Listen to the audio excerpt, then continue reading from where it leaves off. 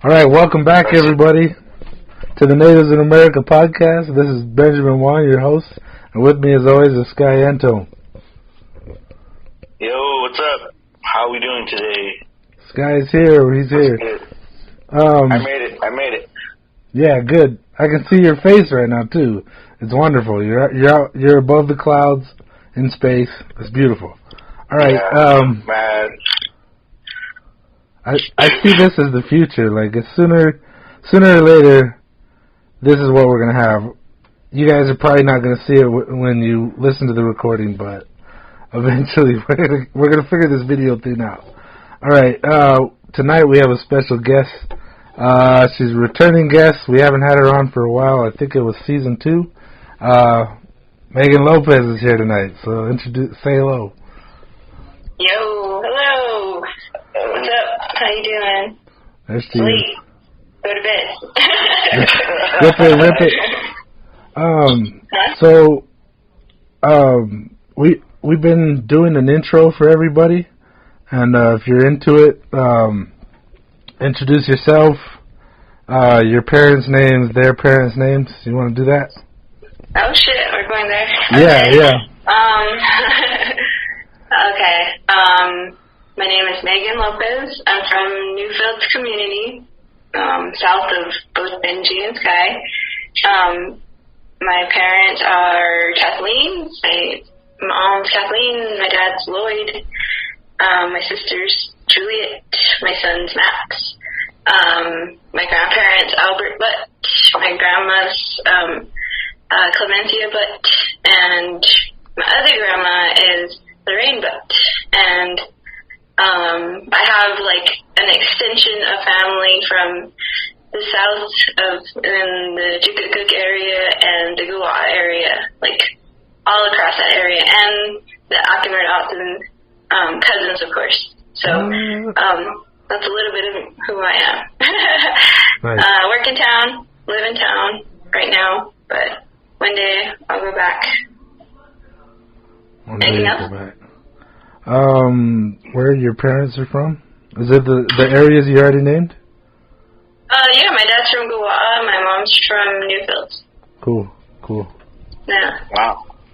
I was recently out there for a couple of funerals to the Buenos Aires. You know, where the road ends and you go further. I was looking out on the side of the road and I saw the houses out there. I was wondering, I was like, is that where she used to live? And I couldn't remember. I couldn't remember. Yeah, I was like... Yeah, my mom's house is still there. Oh, it is?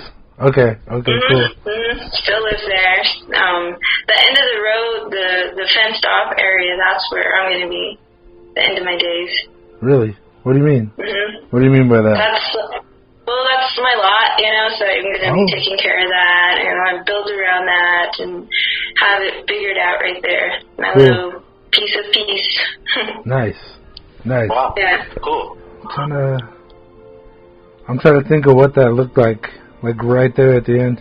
That's a nice area. It's got like a beautiful view of the mountains right there. It's crazy. You can good water too from there. Really? Like all of the runoff. Yeah. It's like extensions of water, of like little washes and. Yeah, it's a lot of. There's one road that's crazy. That's just. It looks like a road that's just. They need to make a new road because the old road just eroded because of the water when the washes are running out there. Yeah. Yeah. One time I almost got stuck out there. And I was dropping off some kids, and like I was sliding, and it got to a point where they just said like, "Hey, you should turn around." Cause they were almost home, so they didn't have to walk that far, but they were like, "Get back home, get away, get out of here, get out of here." Don't go any further. You better not. Yo. Yeah, man. I don't know who to call. That's I'll be calling you. Like, hey. Yeah, come get me. Where am I? That's kind of been the nature of the game for a long time. Once it starts raining, it's like you may or may not make it out. Yeah. You just walked in. You need to call to work if you didn't get out before it started. you know, sometimes that was better. Yeah, but those are also good times. Yeah, the bomb rush is freaking huge. Yeah. Yeah, I hear they're doing something entirely new out there because it's a big old floodplain. And I think they're trying to change that. I don't know about that. It's kind of been that way for as long as I can remember. Yeah. And the erosion that's happening to the soil from just overgrazing, there needs to be like a shift of like, I don't know, what do you call it, like healing, letting the soil rest. Instead of having the consistent grazing or like the hooves, the cows and the horses just stomping on that over and over and over. Yeah. I bet that would help. And like people not driving, Border Patrol not driving on top of that soil or around certain areas. Yeah. Tearing through. Yeah. Do you guys are do you do cover crops at Mission Garden? Yeah, we got like a lot of fava beans right now as a cover crop because, you know, they're also rich in nitrogen, so they feed the soil that. Oh, cool. So that when it's time for the corn or the wheat or whatever they decide to put there, those are pretty annual though. We always have one of both in one of the fields. And so, definitely beans, definitely like, trying to think. Well, we're growing, autumn peas right now. We're growing radishes, like different kinds, and, wheat, and, these onions, and, the barley, I don't know. It hasn't come out yet. And yeah, that's what I can remember right now that we're raising. And then this tobacco plant, there's like 4 of them growing right now, and they're kind of like the older stalks are drying out and kind of like, I don't know, dehydrating a little, and at the base of it, it's really green, so like it's coming back, but in a new form. So I'm trying to tend to those too. It's kind of hard. I don't really know, but I'm trying. Wow. That's what's happening. You were talking about the erosion. I just thought of like a cover crop, like if there's something you could, besides leaving it alone, something that could nourish the soil, so that it's like almost like giving back to the soil. Yeah, man. A lot of what we did, because I didn't want to add these weird amendments, they call it, like weird additives to the soil. The suggestion was bury the bean stalks. And so we dig these long trenches. They weren't super long, but they were long enough. And we dug them maybe like, I don't know, 2 feet in, and then buried them so that all of that goes back in. So that was one thing that was helpful. And it was all natural. All right, so just for a bit of background, when you said the farm name, you want to say it again and say why how long you've been there and why you know what you're talking about right now?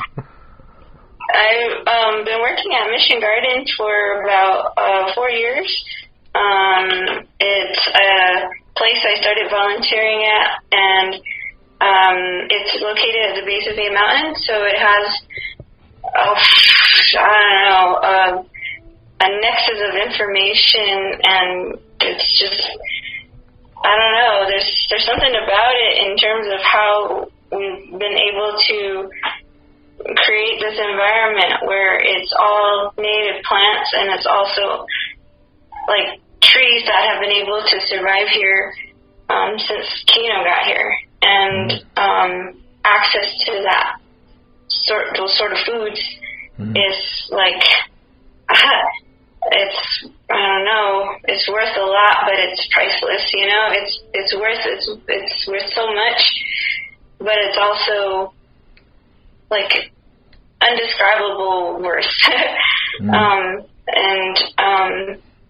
It's, I've been working there 4 years, and it's mostly on weekends. I started out working there on summer because I was working at Hashem part-time, and I didn't realize they didn't have work during summer because education sucks here.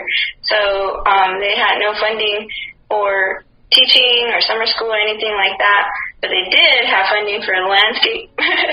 So I worked as their landscaper at Hashem, and then I would work another, 4 hours at Mission Garden. That was seasonal, and all I had to do, my base directive was don't let any plants die. Keep them alive.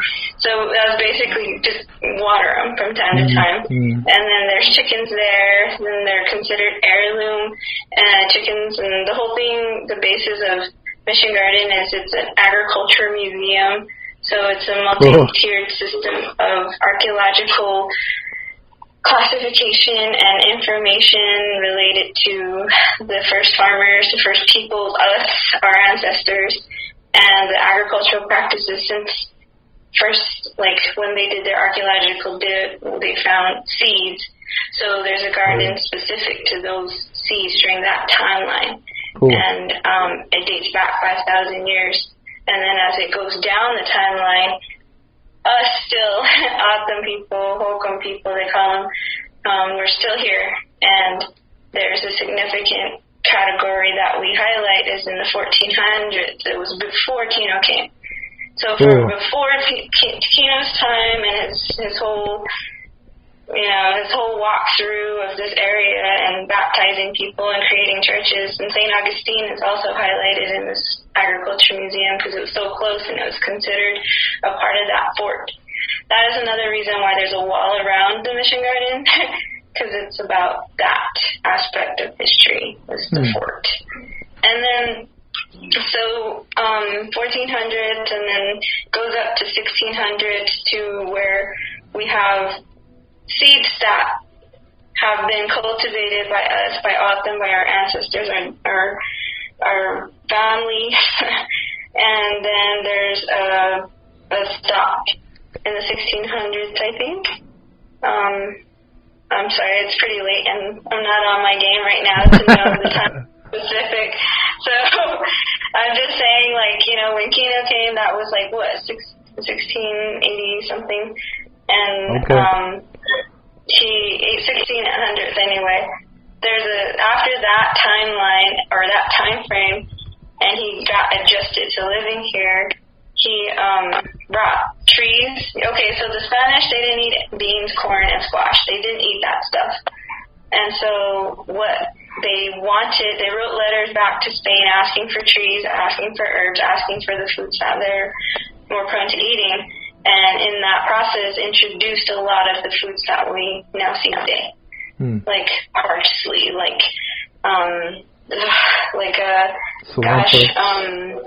asparagus, we have cardoons, we have like different kinds of corns, different species of corn. It's just a bunch of stuff throughout pomegranates, peaches, plums, figs, it's just like a plethora of things that we know now as traditional dishes. Like, we have these things at certain times of the year, and I think of church when I think of like pomegranates and figs. But there's a whole history to these foods, and you get to taste it, you get to try it, and you get to, a lot of people, what happens is they come from all over the world, or they come from local communities around, like the local barrios or the local res, and they have these sensory overloads of smells and sights and sounds, and they're like what happened to me. I was taken back to my childhood, and it's really cool. It's like everybody's always at I don't know, there's a tenseness always around with people in the city with just like day-to-day hustle and bustle, but once they're like de-stressed or de-escalated from whatever alertness they're on, then it's amazing. It's really cool to see that. And that became kind of a thing to look forward to. And the work's great. I love the work, and it's very rewarding. Cool. And so, kind of going back to the timeline. Sorry, going back to the timeline, just to add up to the end. There's a Spanish garden, and there's a heritage orchard. There's a Mexican garden. There's a Chinese garden, and all of these seeds go back to when these people first arrived, when these people started blending into the communities here. Wow. And so that's how it's like divvied up by gardens. Very cool. Yeah. How big would you say this property is? It's 4 acres. 4 acres. Wow. Very cool. Yeah. I wanted to answer you about Father Kino, but we could just move on. Let's see here. I was trying to look for like his crossing, but it's like a pretty solid timeline here. You were saying 80, beginning of the. So I got on 1680. It says beginning of the Pueblo Revolt. Whoa, my headphones just went out. Beginning of the Pueblo Revolt. Allied native peoples expel Spanish settlers from their 80-year-old colony in New Mexico, and the colony is reestablished 14 years later by military force. I'm looking.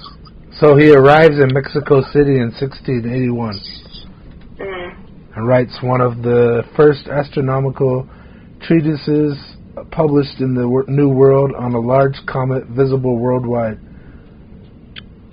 Wow, I didn't know he was an astronomer as well. I think he's also Austrian. He's like... Yeah, I think it was Austrian, yeah. He's not even Spanish. He's not. He's all kinds of everywhere. What? That's crazy. You learn something every day. It's pretty gnarly, and I often think like, what would often like, especially the older generation, the old schools, what they would think, like, because people are pretty devout to Kino, you know. Yeah. But that's kind of what it's geared toward, and it's also like what one of my bosses, he's like a really into. I'm listening. Whoops. If you're listening to this right now, or I might even cut this part out, we've been using Zoom, and all of a sudden it cut us out. I haven't had that happen before, so we barely started using Zoom, so we're, like I said, growing pains. We always come across something new when we haven't done it yet, and this is the first. I've done one of these before. We did it with Juan, and we didn't get cut out. This one just kicked us out, so that's crazy. Killing me, Smalls. Is that normal? If that's gonna be doing that, we can't be doing it this way. We're good. I think we're good now because I think I started it mad early. Oh. And because I don't have the upgrade, I'm limited on time. How much time though? Is it gonna do that again? I hope not. I don't think so. It didn't do that with Juan. We did it for a good 2 hours straight. Yeah, but I remember I started the meeting early. Maybe right at 9, and then we were talking for a good half hour. Oh, yeah. So, Undated about time. You were talking about your boss. There's a lot of experimentation with like grafting plants, propagation of those same plants, so creating clones of those same trees, and just keeping them going because they're so tolerant of this area. You know, it takes a special kind of being to live in this area. Yeah, definitely. Yeah, and right now we have 2 trees. One Kitovac fig and a Kitovac pomegranate. And they're pretty young right now, but that says a lot. They traveled a long way from off the land on that side. Wow. How old do you think they are? Well, the ones you have? I have to ask how long they've been there. They've been there longer than I have. Yeah. It's hard to tell because they're so short.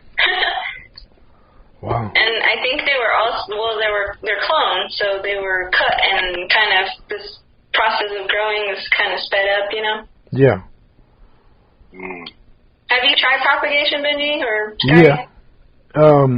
Well, the reason I knew about the pomegranates and the figs is when I lived at the Curly School down in Ajo for a little bit, they had we built an orchard. I helped this guy, his name was Dugan, Mr. Dugan. I always cracked up when I heard his name because it. Jimmy Dugan? Yeah, it reminded me of that movie. Mr. Dugan! Okay, and, but anyway, we started the whole thing off of cut sections of plant. And there were figs and pomegranates. And we just started this whole thing. Like, all he did was, make some soil that was local. Like, he added a little manure from horses, but it was like sand out of the wash, dirt from over here that was all locally found. And then he just soaked all these branches and then stuck them. And they were all just cut pieces. And he just soaked them for a long time. And then just stuck them in the dirt and kept watering them. And eventually they became trees, and now I think they're full grown and all big and beautiful. I haven't been out there in a long time. Yeah. Should check them out. I would like to. Out there. Yeah, that's awesome. I love propagation. It's really, I don't know, it's a good feeling. What kind of propagations are you doing? You said you guys are doing a lot of experimental stuff. Well, just grafting and seeing if one can survive the other, especially like if they have a disease, and can't be saved, and having to cut back a whole chunk of it or cut that up like a branch off into sections and graft it to another tree to see if it'll take. Yeah. And, that sort of stuff. And, just like after harvesting, saving some for giving them away, or going through a class of teaching people how to propagate. And I don't know, that's just kind of his direction all the time. Is let's experiment and see what happens with not just tree propagation, but a lot of stuff. Well, for the people that don't know, you want to explain grafting? Well, when you have to cut off, or you feel like you want to continue on a process of a certain species tree, but it's just a branch that's left of a tree, you can very strategically cut sections of that tree branch, we'll say, onto a full living mature tree. But it's a lot of wrapping and watering with a syringe sometimes. Wow. There's other ways of doing things like how you're describing, with sticking them in the maybe like 5-gallon pots and putting them like keeping them in a greenhouse, putting some like plastic bags over them, and just letting them stay there, watering them from time to time, but having that moisture until they branch out. That's the fun part, is watching them branch out every week. Yeah. So that's kind of what grafting is you can attach one living thing. As long as it's green inside, it's living, and continue the living process by putting it onto another living thing. And it's not always the same species of tree? No. What you guys are doing over there? Doing some Frankenstein stuff? No, but I'm thinking of a tree at Hashan that has kind of Frankensteined out. But it's not far from its own species. It's like these little tiny oranges and then these regular size oranges. But it's clearly not of the same tree. Cool. Yeah, I always like that. Wow. I've heard of people successfully having a tree that is I think it was like 4 different types of citrus, and they were all the same, off of the same tree. But have you seen that Futurama? No. Where Bry got that as a housewarming gift. I think Leela gave it to him, and it was like this little size tree, and it had all of these little, like a banana and an apple and cherry, and I was like, cool. Thank you. He just kind of picking them off like Skittles. Yeah. That'd be pretty cool.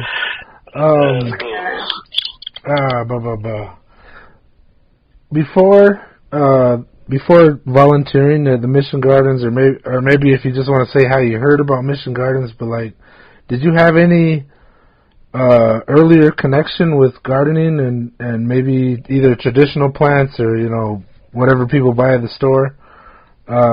Did you have previous experience in gardening?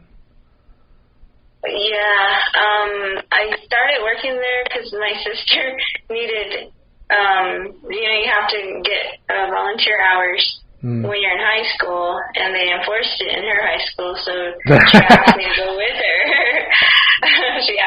with her. And that's one of the places she chose. Cool. And it was a really nice day, you know. You can just be romanced by a really nice day out in this area. So then we just kept going back, and then the conversations, you know, I read my mouth sometimes, so I was like having these conversations with this lady. Her name's Dina, and she's just like, she's trying to understand. She's new to Gun, but she's lived here her whole life, and she's trying to understand that she calls it a place of reconciliation, you know, that they're trying to strive towards building between what has happened in the past and working towards working together so that it's stated, and then we figure out how we're going to survive, at the present moment. And so that's how she swung it to me when we first met, and I started asking about certain things, and she's, you know, they drew a line about, you know, appropriation, and that they weren't going to cross stuff that they didn't know, they weren't going to speak to things that they didn't know, and because it's our culture, our plants, our seeds, there's a lot of resonance of my childhood in there, and a lot of awesome people's childhood in there, so I started, you know, questioning her, and that's when she was saying, well, if you want to get a job, jokingly said, if you want a job, you know, we'd love to have you. And so then when summer came around, and I said, you know, I need a job, and she said, well, I'm going away for the summer. We need somebody to do the garden work. Nobody volunteers during the summer because it's so hot. Can you come here? And I'm like, I'm down, you know, like, I love summer, you know, I'll do it, whatever. And it just ended up being like, okay, I work every day. And then when school went back into session, they were saying, you know, we'll keep you on Saturdays. You can show up. And then just recently they extended my hours so I get more time there. And I really need it. It's really hard in the office setting, being in the office setting all the time. But that's kind of just how it went on. But like I was saying, it hits memory hard when you're in there. It's just like the same fences my grandpa built, you know? And my grandpa was awesome. You know, I hung out with him a lot, and he was super funny. Always, you gotta have that when you're feeling bad all the time. And he just used to tell me things that now that I think back, it's like, oh, I thought he was joking, but this is what we were supposed to be doing, you know, like singing to your plants, talking to them. Like, it just hit me recently as I'm getting older that I'm trying to figure out what to, you know, pass along to the kids and the students I come across. As like something as simple as that, you know. They're living things too. Take care of them, that sort of thing. You know, don't use as, you know, take only what you need. Don't take for just, you know, and then when you drop seeds, that's for, you know, the squirrel, and this is for the rabbit. This one's for you. This one's for family. You know, just kind of finding equality while you're doing that work. And I feel like my grandpa was always in a good mood or in that balanced space because he was always working outside. So I'm trying to dig my way to that too. Very cool. Wow. What was I going to say? Do you have any other childhood memories that you were speaking on, or was it mostly around your grandfather? Because you were saying when you're doing the gardening, it really hits home on your childhood. Are there more memories that you can speak on? Well, you know, just recently, like, we lost a really well-known community member. She was my kindergarten teacher. Yeah. And machinist. And oh man, just the great memories that she just built up in my head of just the most awesome kindergarten class ever.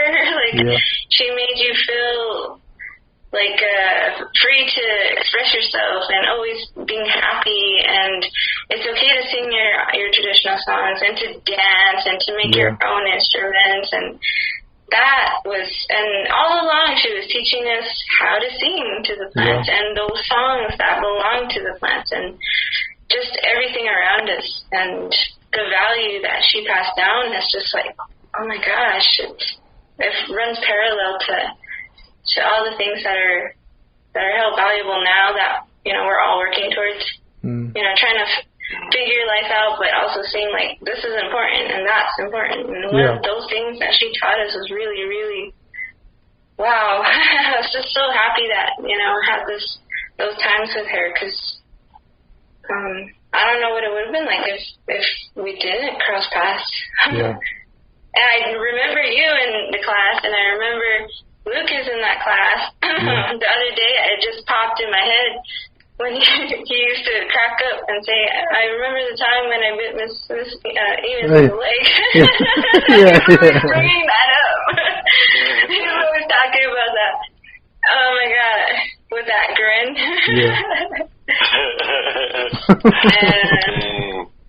But, you know, things like those sorts of things, like, I think we were in a, like, us as we're all in the same class and it's that time and all hit elementary school stages together.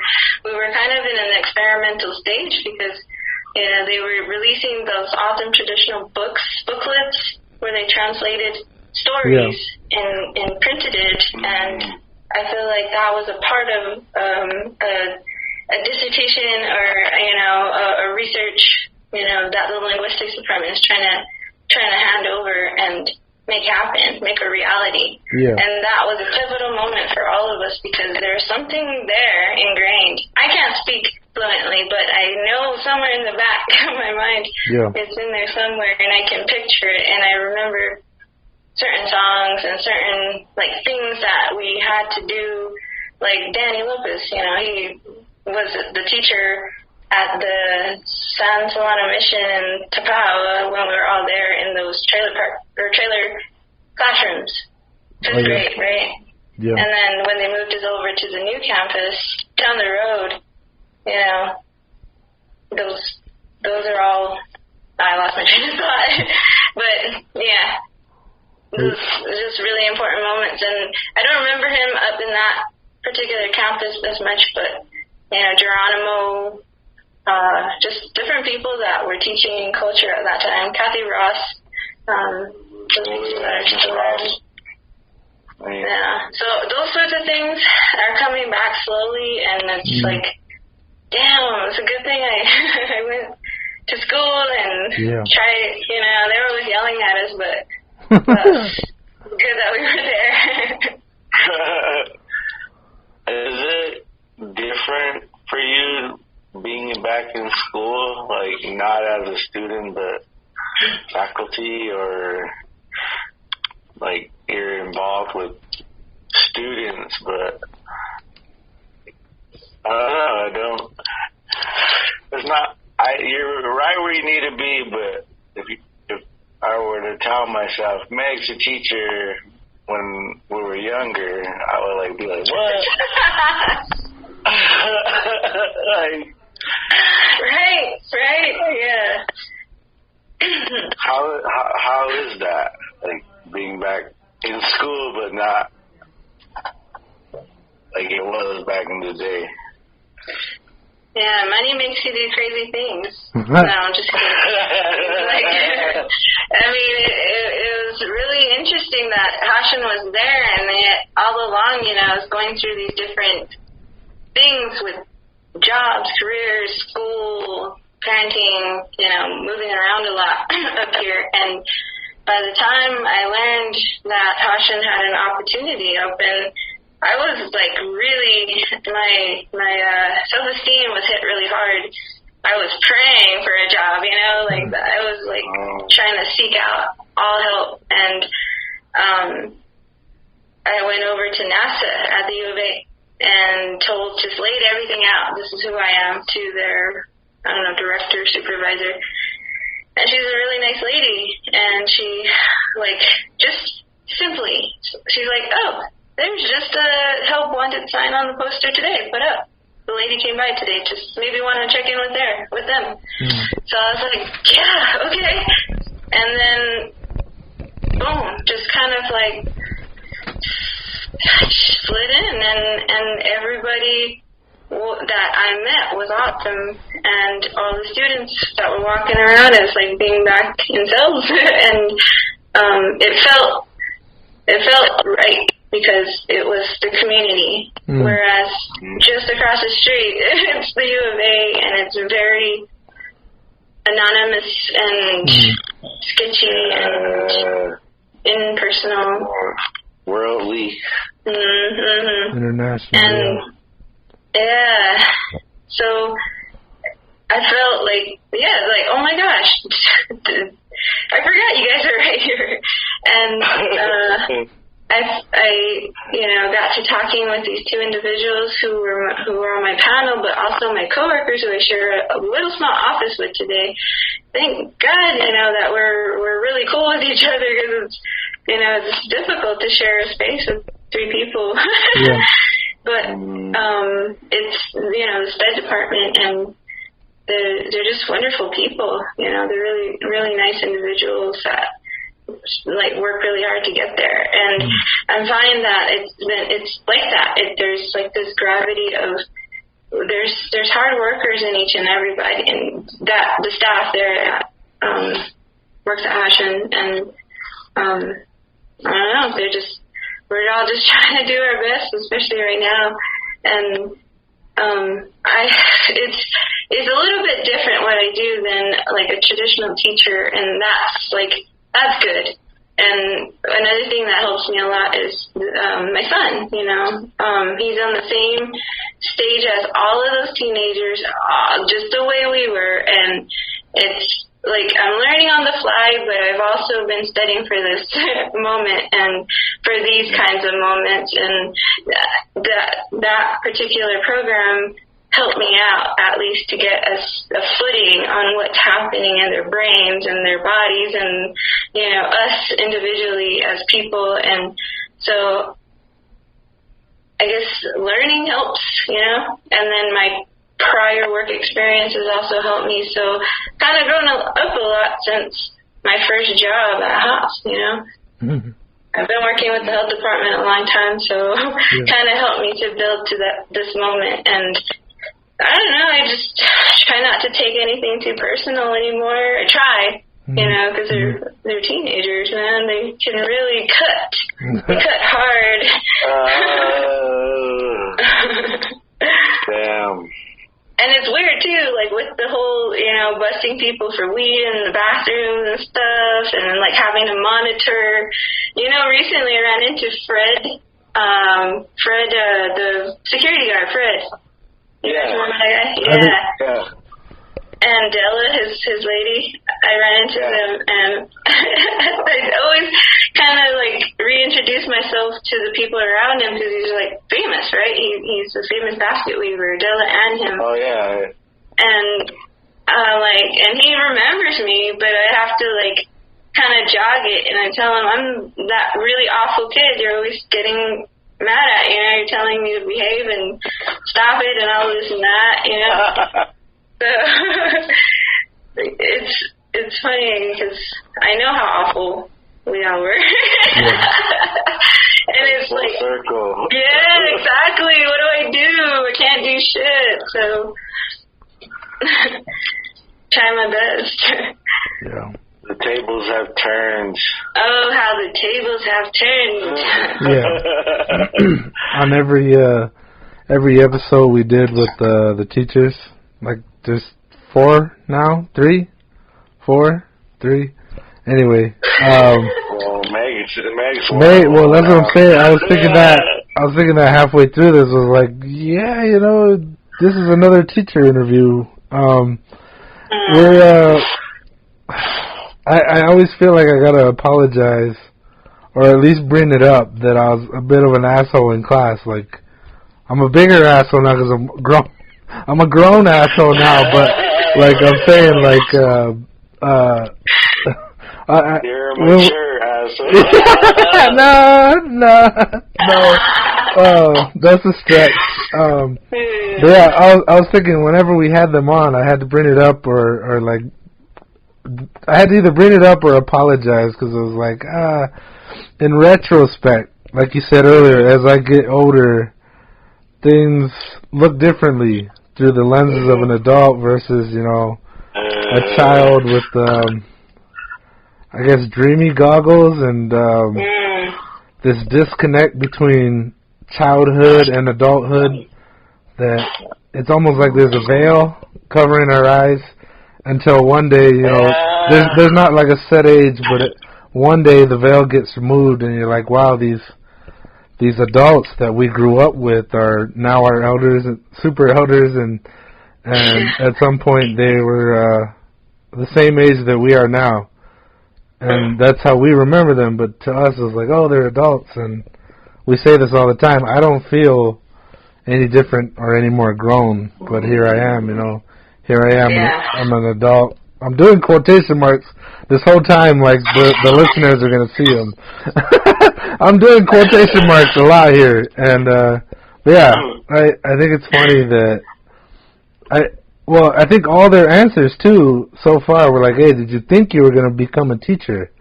And the answer is almost always a resounding no way.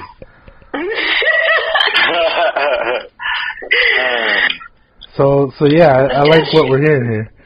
Huh? No, but you know what? I think, like, kids, when they go to school, like, that's kind of like the first time they can not have to worry about their family hearing them. So they're like talking shit pretty much just because they never had the freedom to talk shit. So interesting. Yeah.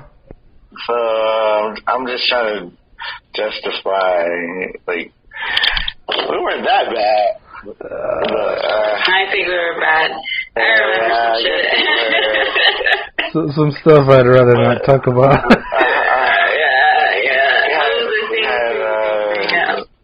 We had good intentions. Maybe. I mean, I showed up. I brought donations to the class sales and stuff, you know. But, yeah. I don't know. I don't know how you measure that time. Let me ask you this. Is there something... I'm trying to bridge the gap between childhood Maegan and you now. Adulthood Maegan, let's call you. And,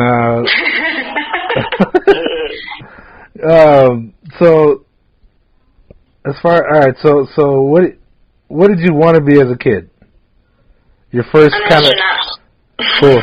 Okay, that's what I was gonna say. Is like, what your first idea? Like, oh, that's my career. That's what I want to be. An astronaut. Any particular reason why? Shit, why not? I mean, the sky, man. The sky, it's just huge out here. You know, out in Newfields. I don't know. The suit looked cool. There's something about being out there and just the vastness, and people kind of look to them like heroes. They're doing something super amazing. Cool. Like getting in that gigantic ship. Yeah. Yeah. But it's not really like that. Could be. Just for the record, what was the next job you were thinking about? A writer. Cool. You're talking with a couple of other writers here, especially Sky here. Sky's the writer here. Cool. All right. If you could give yourself some advice, something's going on in my headphones. It's scratchy. If you could give yourself advice like your childhood you, what would it be? Don't do it. Don't do it. No. Oh man. There have been some occasions where I've run across this and just sitting, you know, when you're trying to pace your thoughts and all of these other thoughts come through, and I don't know where it comes from, but there's that saying, wherever you go, there you are. That was a huge one. It's simple and it's hopeful, and I was trying to talk to my coworker. I guess I was too out there for her, and I don't know why I brought it up, or maybe it was, you know, I do that from time to time, just bring up weird stuff, but I was asking her what she thought God was when she was young, and I said I used to think it was a little kid that was moving around these toys, like that music video Chevelle made called Hats Off to the Bull. You know, have you ever seen that? No, I haven't. Can't think of one right now. Look it up. Hats Off to the Bull, Chevelle. There's a little. So the band members, they're standing there. They're like looking at something invisible, and they look really afraid. And all the while, there's a little boy who's playing with these little action figures, and he's like running them into each other and throwing them against the wall and just taking his day out on these little toys. And that's who the band members are. They're these little toys. And when I was a kid, I used to think, like the Truman Show or something. It's like somebody's up there watching us and moving us around to their will and to their whim, and it's got to be something. It's got to be something, and or what is it, you know? And kind of lost my train of thought. What were we talking about? Edit that shit out. No, well, you were talking about God. What you thought of God as a kid? Yeah, but why? I heard it change over, but I was like, oh, we're talking God now? Like, all right. No. Well, I originally asked you what you would tell yourself as a kid. Oh, wherever you go, there you are. Yeah. What? So, when did you come across that saying?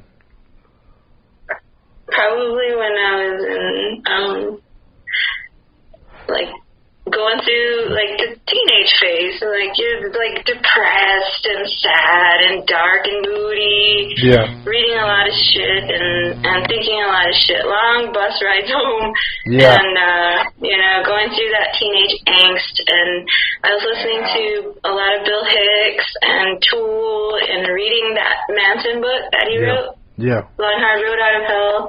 That was like 16, 17, and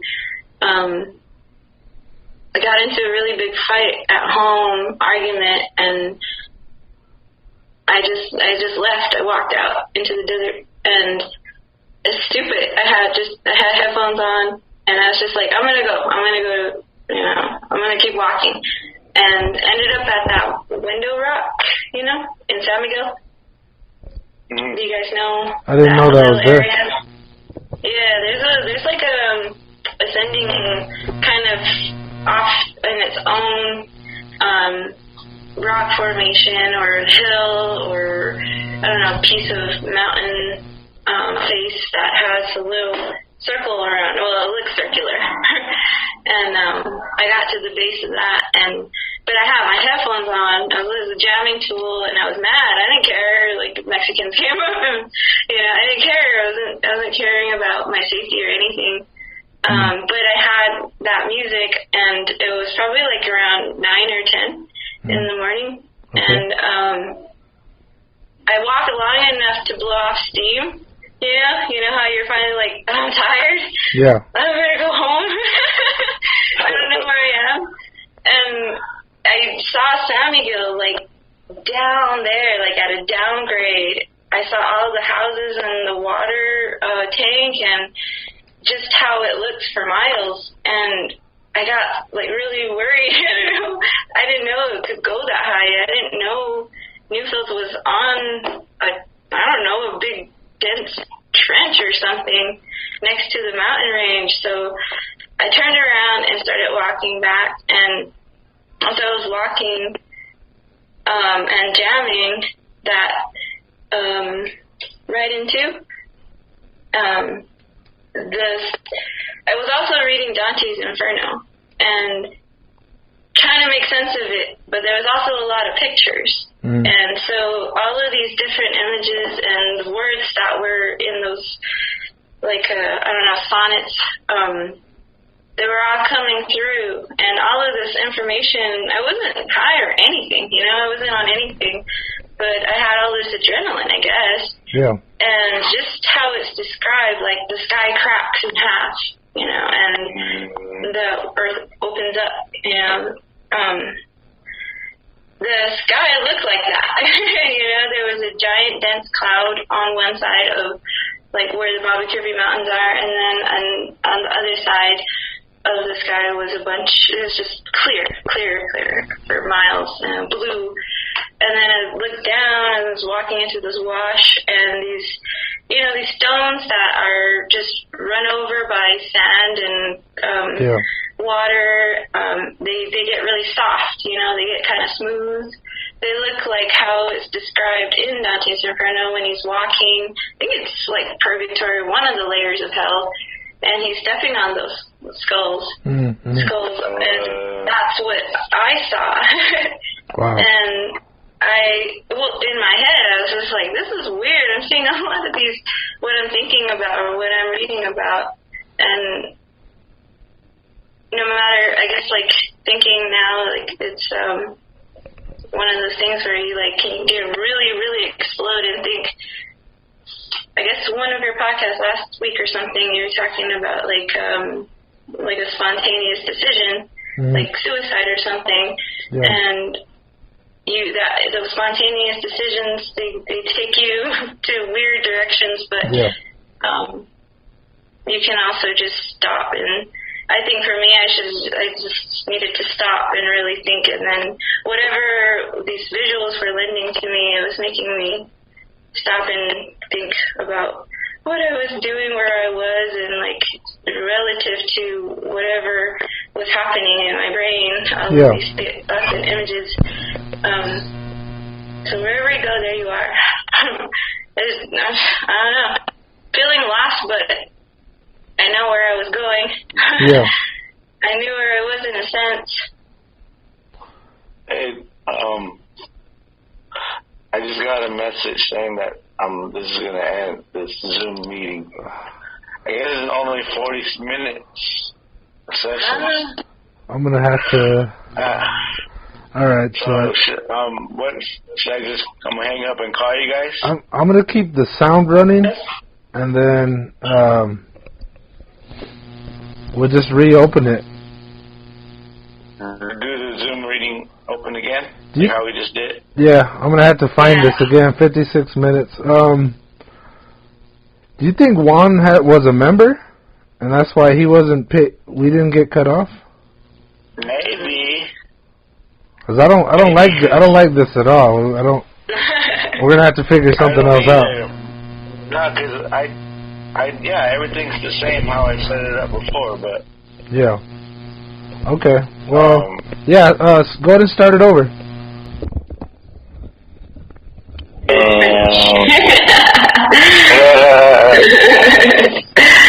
Rubber baby bumpy bug burger. Tickety check. Tickety check. Man, this is the learning curve, man. Remember the time that you guys did a whole sesh with no record button? Think about that and then give yourselves a break. Well, we don't treat our guests like this usually. So yeah.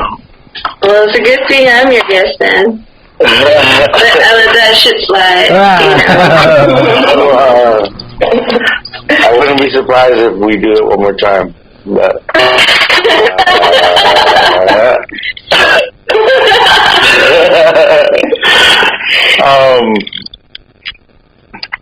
so I guess what else is new? It's gonna be growing season soon. Yeah. Well, what other episodes have you been? Any episodes in the since you were on before that we've had that you wanted to chime in on? Mr. Hardy, that was a really cool. Thank you guys for doing that. Oh my gosh. I heard the shaky voice, and then I got shaky, and I was just like, making everything really just sentimental, man. But it was really important. I'm getting old. Like I'm getting very sentimental. Your estrogen. Yeah. Your estrogen level. No, but it was worth it. It was worth it. It was worth every drop. Yeah, for sure. Like I said, thank you. It was really important to hear him, to know he's okay, to affirm that he's just a really big, important piece of the puzzle of what helped us become the people we are today. I say we, but for myself especially, man, you guys are bringing up coffee times. I wrote to him, I told him, hey, that's my back, that's my neighborhood, that's on the side right there. Wow. And I remember that when he drove up in that giant white van, and he's like, you guys want anything? I got it.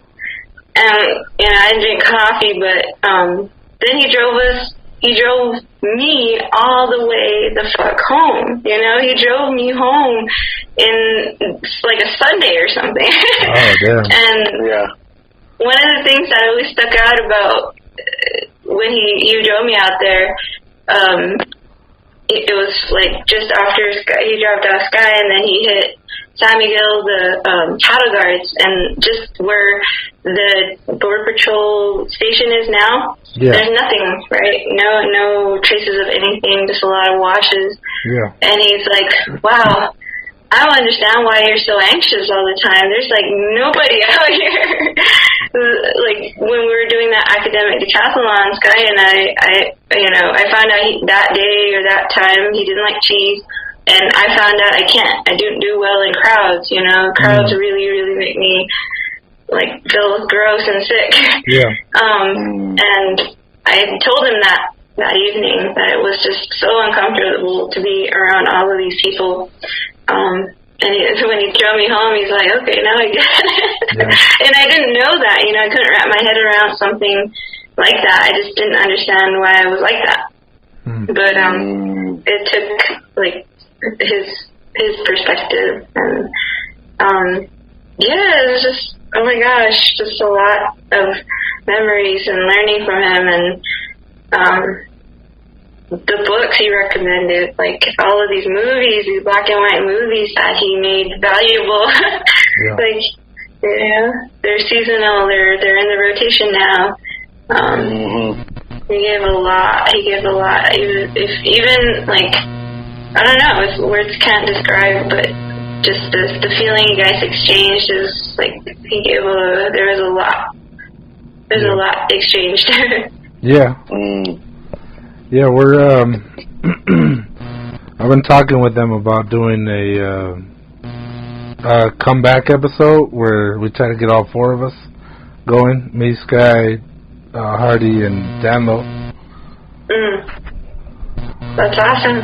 I sure hope the mics aren't picking up what I'm hearing. What are you hearing? Like a feedback, but it's not a normal feedback. It's like very buzzy. The aliens. Yeah, they're listening in. They're listening.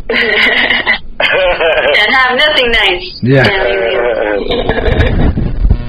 I don't know if I'm electric or what. Yeah. The second I attach it to me, it's going off. Your pacemaker's shutting it off. Something crazy like that.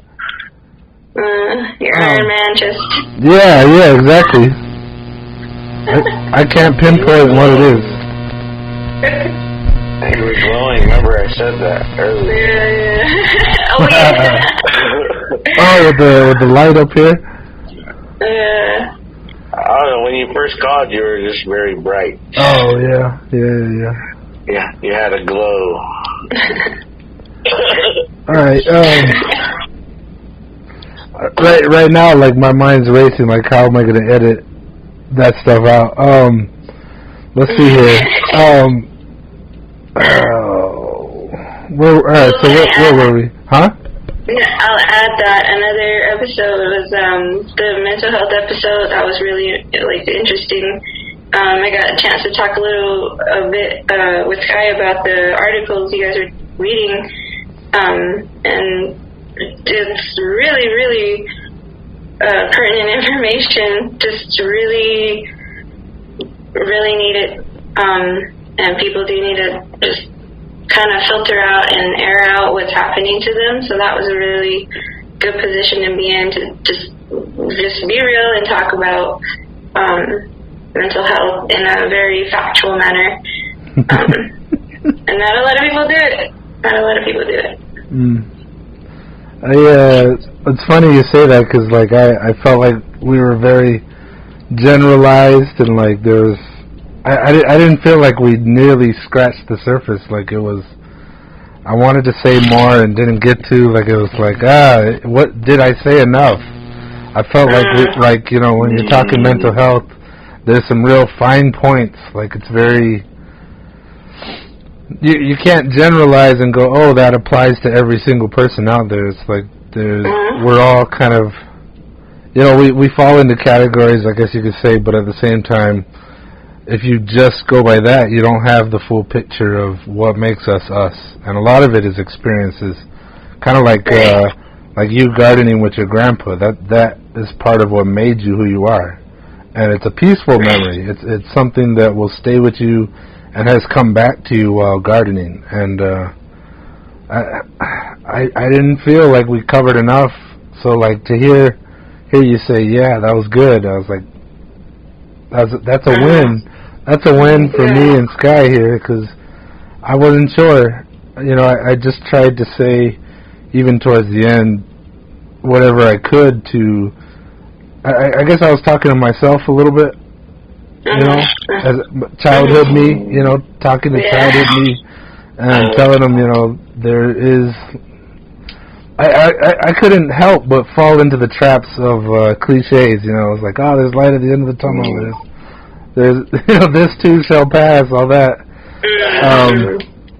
I wanted to say, when you brought up wherever you go, there you are. There was for me this experience that came up was it was this kind of a turning point, and that saying never left me. Like, it was my mom who was telling me. Like, my girlfriend at the time, she was gonna move to another state, and I think it was the first girlfriend I ever had, or taste of some semblance of a girlfriend, and I was like, I'm gonna move too. I'm gonna get out of here. I'm gonna go with her. We're gonna do this whole life thing. You know, we're in love. I'm gonna go. Yeah. Get out of my room, Mom. Yeah. After school special, basically, and so I was sitting there, and you know, things weren't going too well for me at school, so I was like, you know, I could use a change of pace. You know, I could use a new school, or a start over fresh, a do-over, and in a different environment. And she laid that line on me. She's like, hey, you know, if you really feel the way you feel, I'll support this. You want to do that, then fine, I'll support it. But I'm going to tell you this right now, it sounds to me like you're running away. And I have to tell you that wherever you go, there you are. And what that means is, even if you run away from here, you're still going to be you over there, and you're going to take your problems with you. There's no escaping your issues if you don't handle them or take care of them, or at least acknowledge them.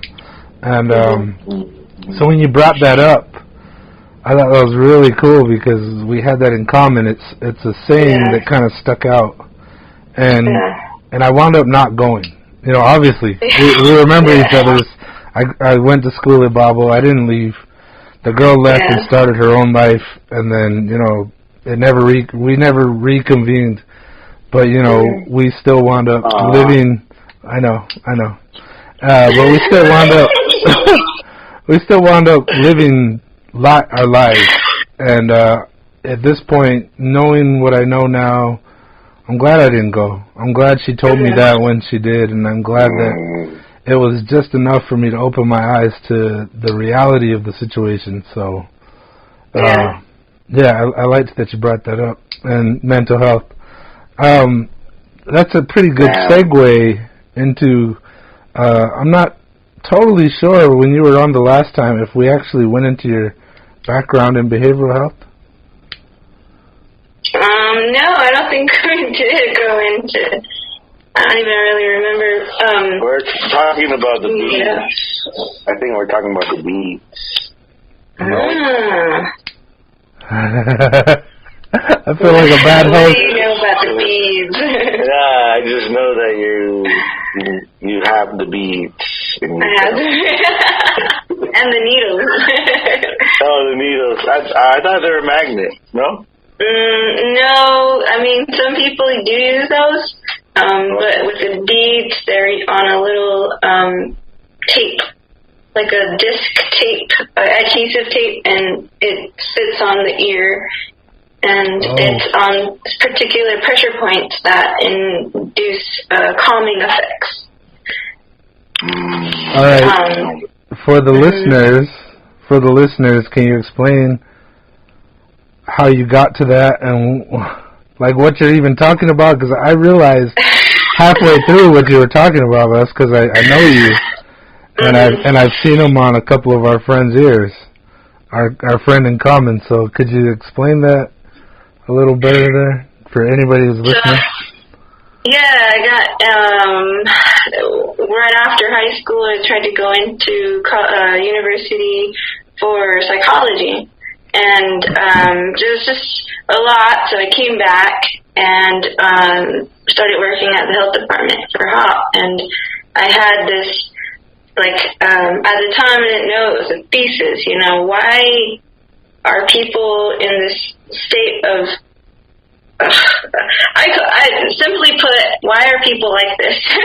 Why are we like this as a community? Why are we so mean to each other? Why are we taking things out on each other. Why, there's this, I notice working that there's this huge disconnect and just a bitterness, and where did it come from? Where does this come from? Why are people like this? Why are we repeating these patterns? Why am I not okay with this? Why can't I be just okay with the way things are? So, I applied for behavioral health because I had originally started to go to school for psychology, so I thought, well, maybe I should get some experience, and try and work with this question that I had. And in that particular job, it was just a lot of interviews, a lot of taking down information from new clients and talking to them about why they were visiting us. And I learned that, often people are not, they're just still trying to warm up to mental health. And it's really hard when there's defeating arguments like, we don't talk about that, or it's not our way, or, nobody needs to know that, or, it's like, but it helps to talk. You mentioned that the last time. It helps to talk, and that's the only thing. But it brings out all of these emotions, and we're emotional people, I think a lot of people don't give credit to their emotions, and that's why they built up. Or they implode, and you end up taking it out on your closest people. And I saw a lot of shit, I saw a lot of things going through there, but I got my answer. There's a lot of suffering. There's a lot of suffering that people were going through, and continually carrying on into that, and it's like cyclical, and it's not fair. It's not fair for anybody to go through that, and nobody should have to suffer like that.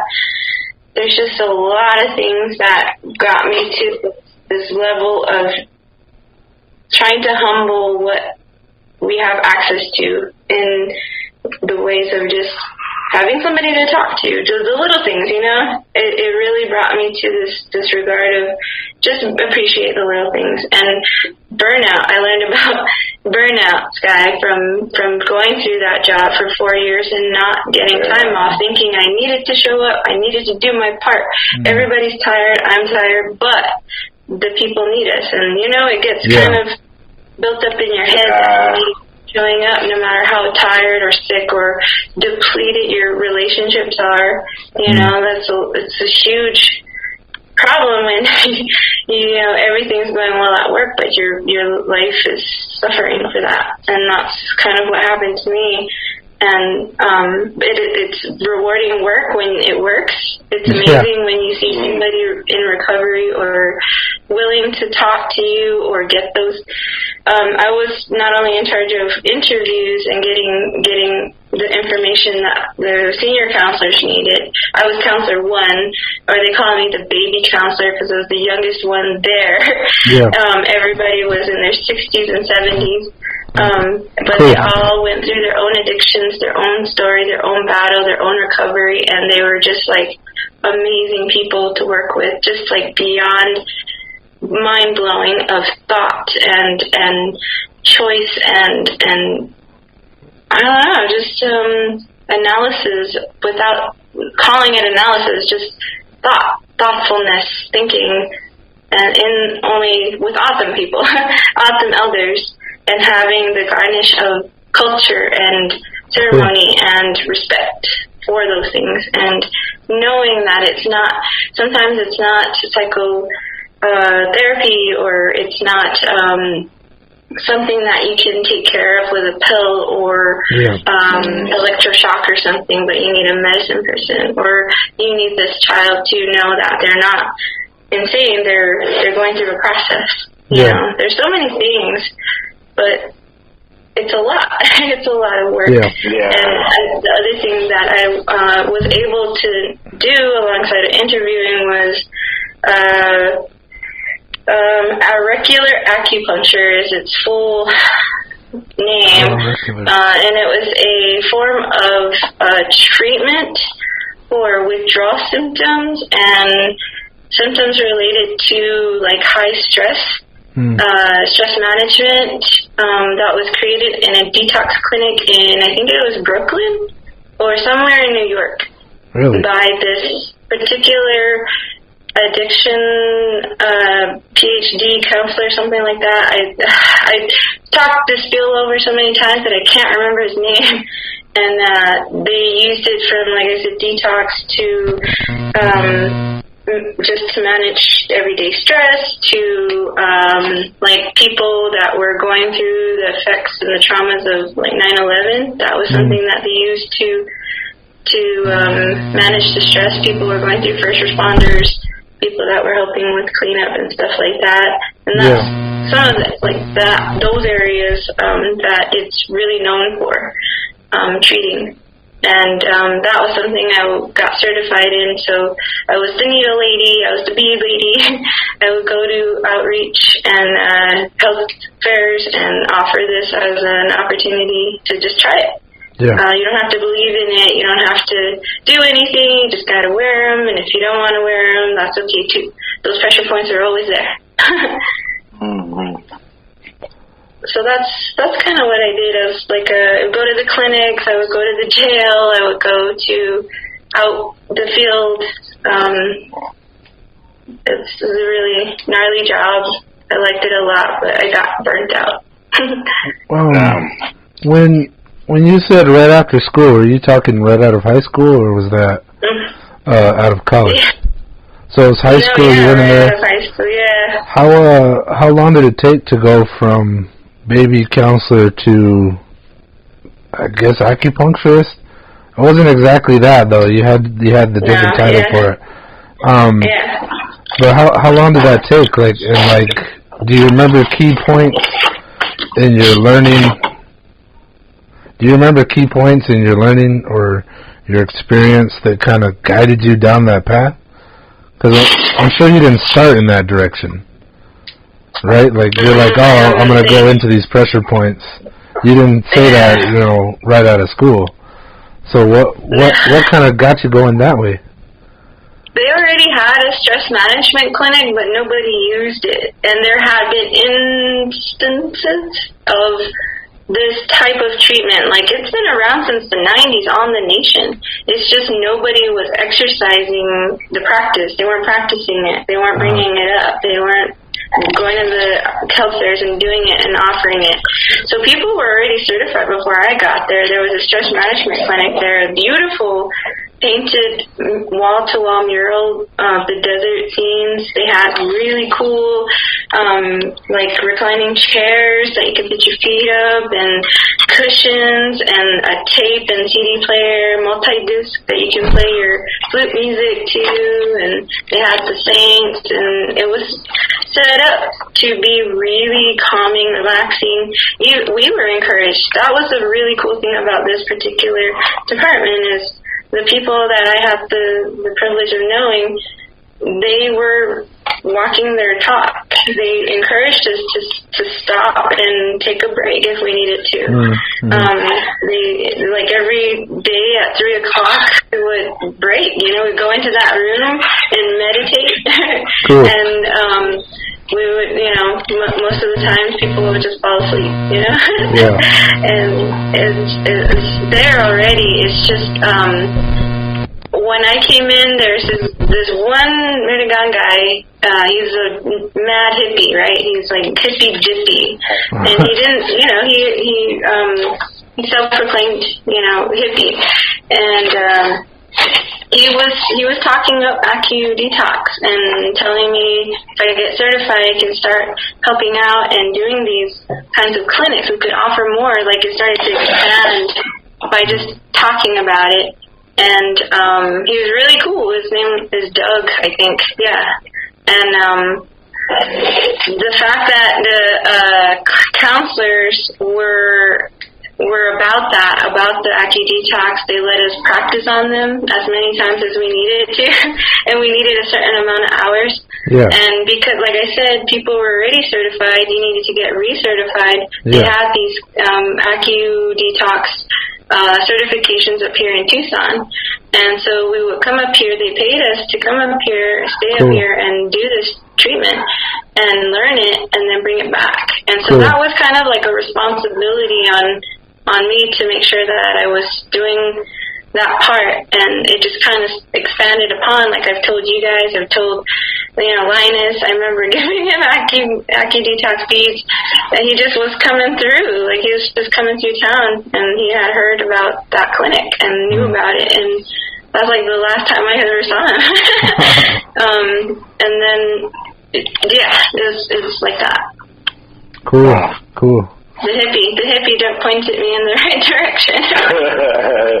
How long was that though? Like from when you started to then, like once you got certified and started treating patients? Probably they're clients, and I probably started the second or maybe, yeah. So you just remember getting my feet wet the first year, and then getting more involved and just trying to learn as much as I can without being, I didn't carry any certifications or anything other than that, so it's not like I could continue on counseling with them. I just would refer them to one of the senior counselors when it was time. So I got to learn how to do case management and referrals and things like that. Yeah. And asking questions in a way that's not invasive. Yeah. So, that's important. Just kind of like working language. Yeah, working language is really important. Persuasive language. Motivational interviewing. Oh, yeah. I was going to say... I did that one. Say that again? The motivational interviewing is like a method of counseling or asking questions. Yeah, I don't know. Megan can explain it better than me, but to me, it's just pretty much using what they're saying to get more information out of it. Yeah. Opposed to just having your own set of questions. Cool. Kind of. I don't know. I think. Yeah, man, you're right. You got it. You're on it. Right on the button. I feel those trainings are brutal.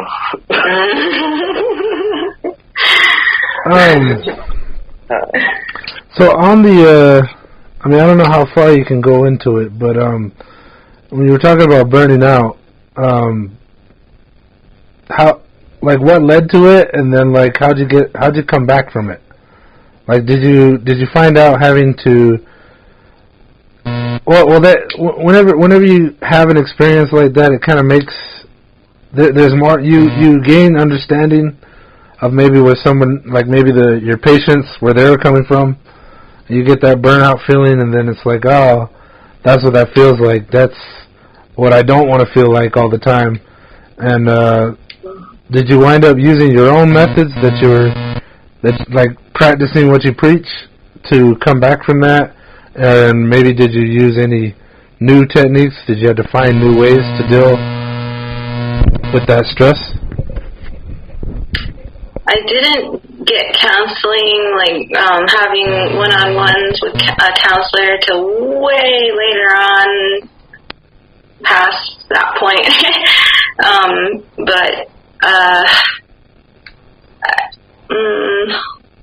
trying to think.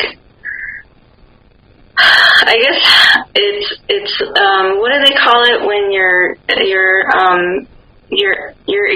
empathy is exhausted. Oh. Like you're exhausted from all of just always trying to be on the level with the person you're talking to, no matter if they're drunk and suicidal or they're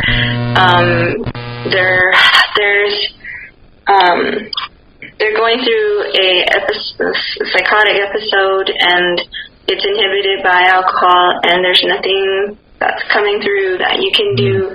And there's no law on the nation that I know, but definitely back then, that petitions a nation's member to get inpatient treatment.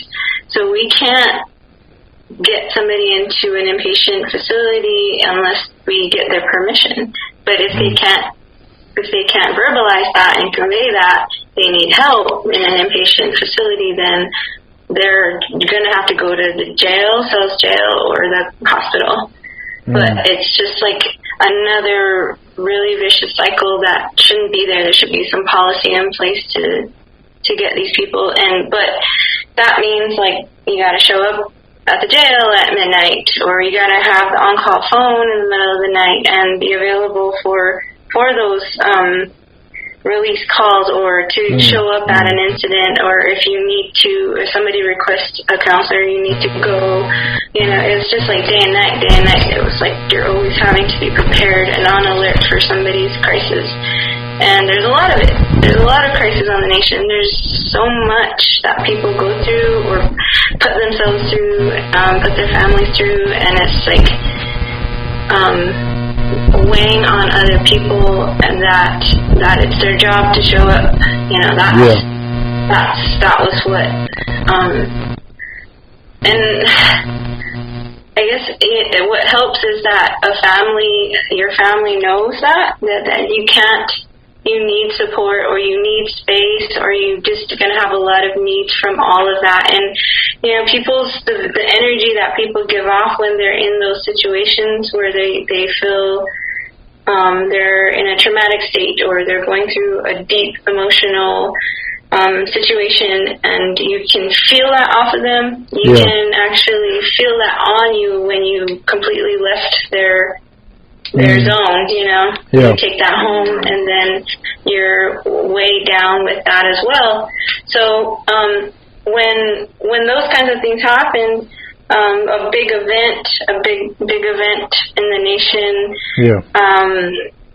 there were, like I said, they're all old schools. They go to, you know, smudging and Shriggy when we needed it. And there's one particular counselor, he smudged us off, and he's a really good dude.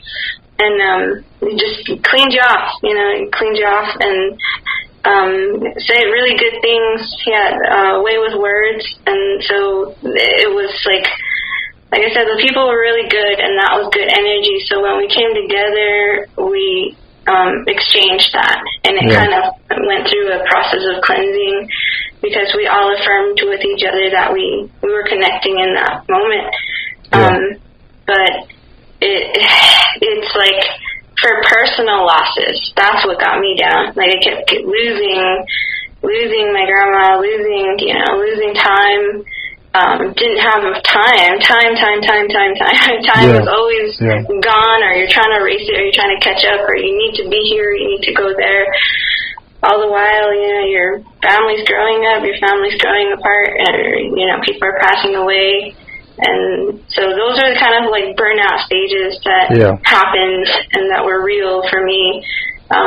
And I was like in my 20s when I was in that job, you know, my early 22, 23. So I learned in that process in my 20s how to be mature enough to handle that shit. And when I needed to say something, like, I can't do this anymore. But I had really cool staff members. Wow.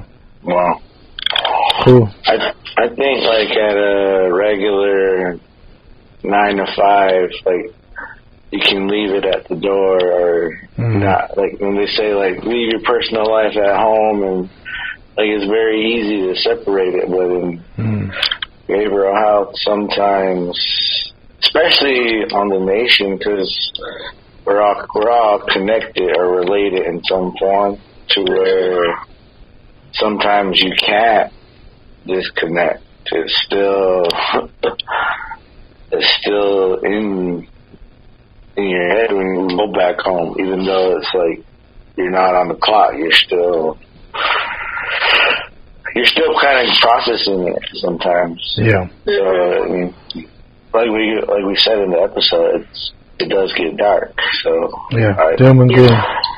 I'm glad you said that about, you know, stepping away, because you know, I'm burned out from this.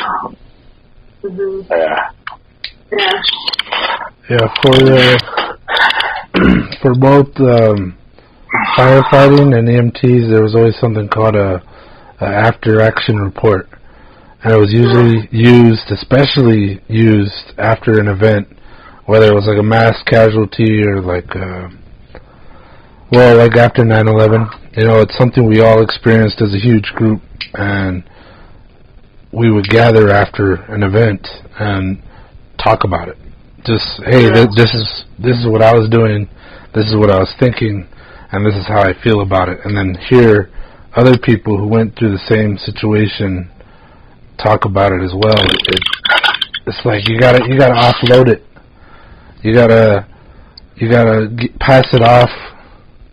And so, unfortunately, I think earlier you were saying we often take out what we have on the people who are closest to us because they're there.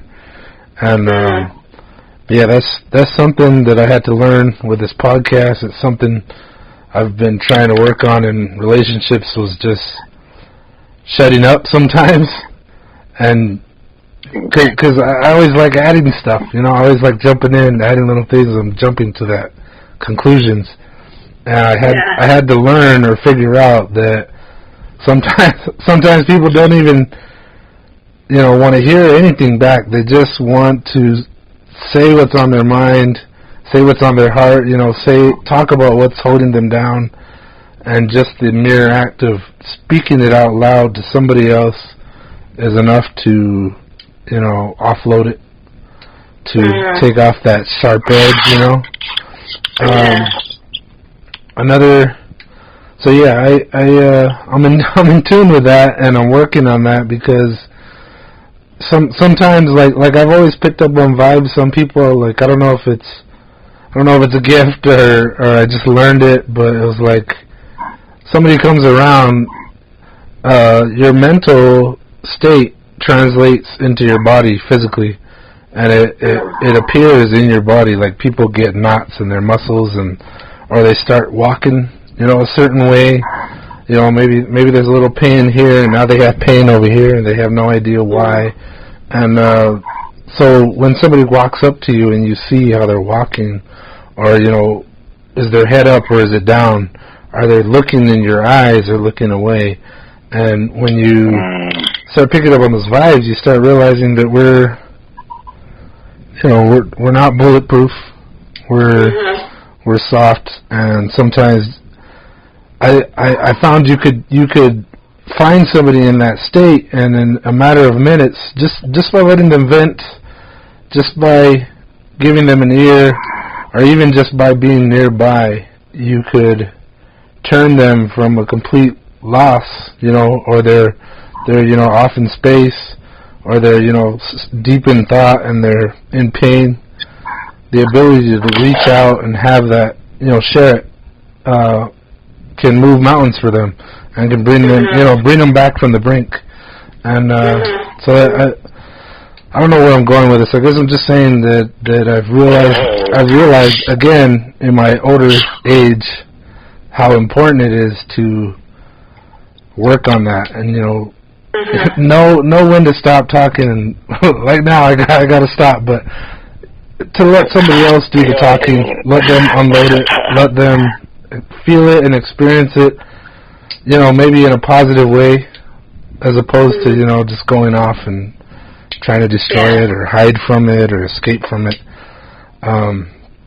And dealing with it promptly, I think, was a big part of it. Was, you know, after action, right after it happened. Yeah.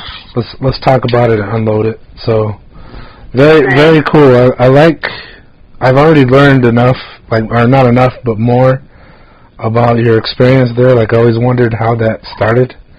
How about after all that? Like, I remember we had lost contact for a while, and then we started talking again, and it was like night and day the way you spoke. And it was like I think you had found something you were interested in, and it had molded your mind and changed your outlook on the world. And I was very interested and, like, impressed, like you were on it and very aware.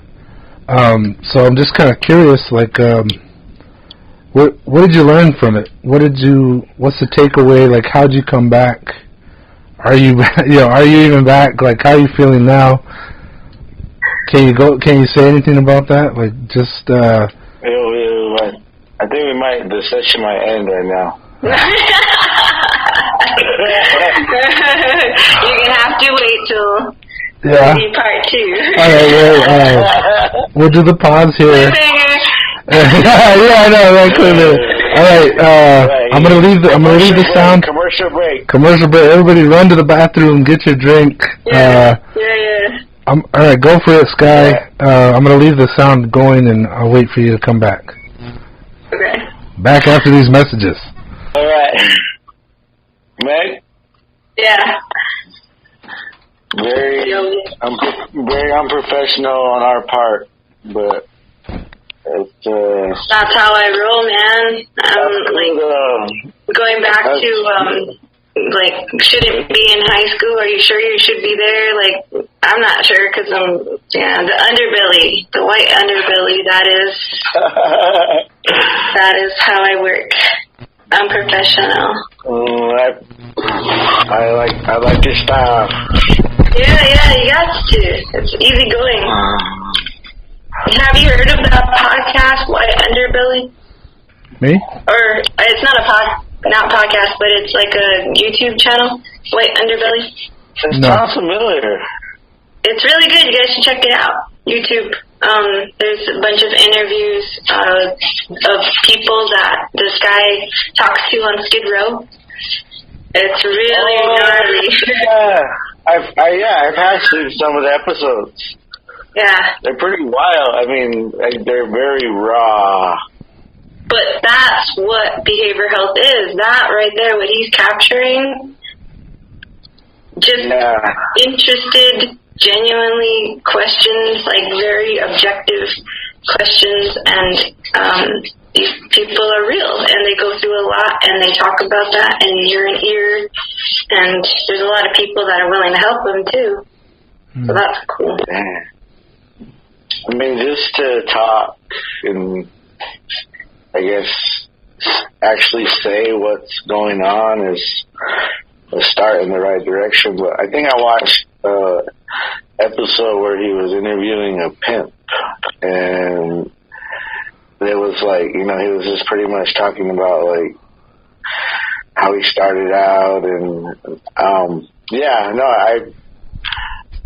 I actually saw it was somebody complaining about it because it was like they were saying that he was taking advantage of these people on the street, because a lot of them are like people that are all addicted on something, and like I even remember watching that, and I didn't even know what the drugs they were talking about. I'm like, I never heard of that, like,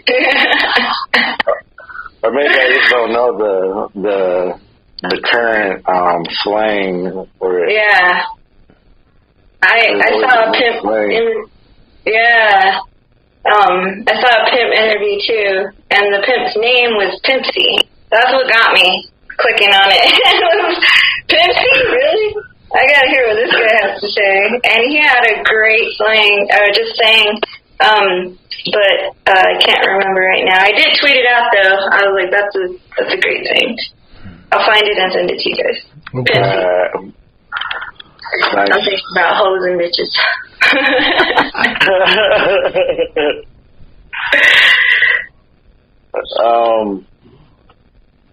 Why did we bring up underbelly?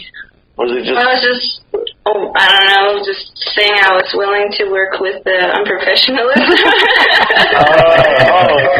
So before we got interrupted, Bob had asked a question about sort of what did you take away from that field, or at least what can you say you learned from that time in your life, or that was what you were doing?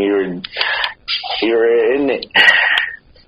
Yeah, I was on the boots on the ground, man. I learned that you have to be just open to whatever happens. All the preconceived ideas that you were raised to believe aren't always held up to the same expectations in other people's lives. And you're going to have to put that to the side and just respect the person for where they're at and what they're going through, what they're dealing with, whether they see things that you can't, or they're just really don't want to be on this planet anymore. Just that alone. And then,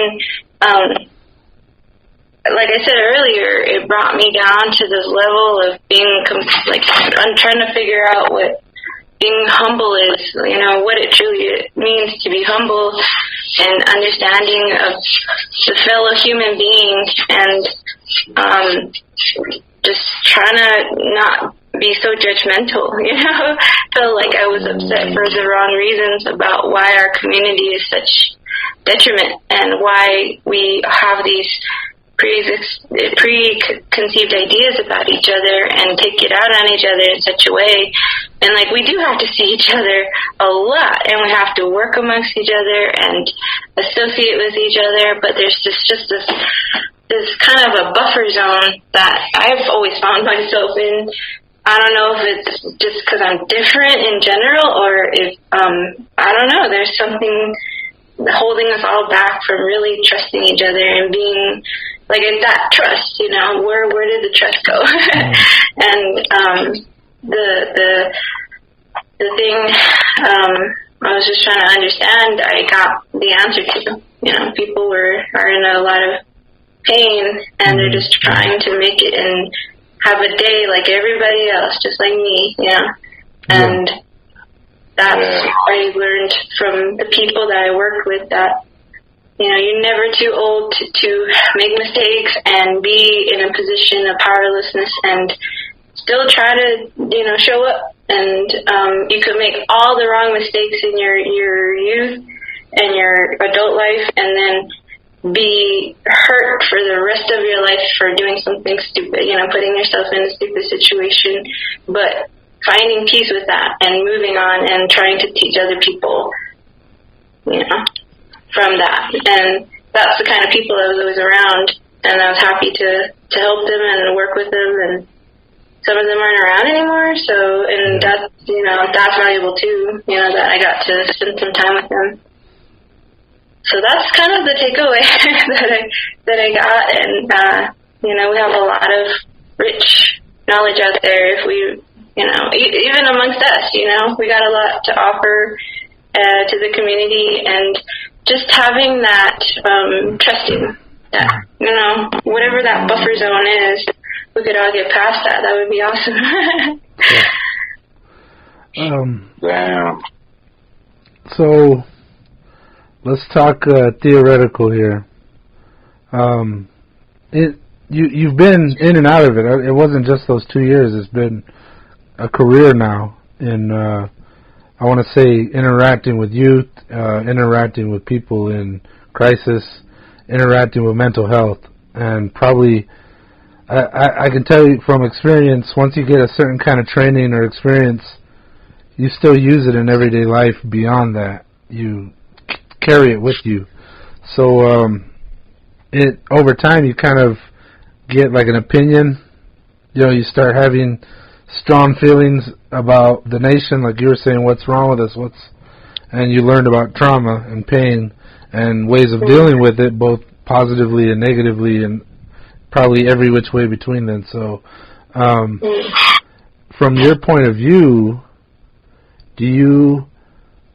have you theoretically gone over any kind of solutions or ideas where you're like, what we need, this is what we need, or what would be great if we had a building for this, or I think when Sissy was on, she was talking about interconnecting the offices, how separate services only service this one part of a person, and then they go to a different program where they're not sharing information and they have to start all over for another sliver of their personality. So what I'm asking is, from your point of view and your experience, what do we need? Like a shopping list, if you will, of what the tribe needs, or from your point of view. Wow. A shopping list. Or like, boy. you know, if you had all the money in the world, all the resources. List. Yeah.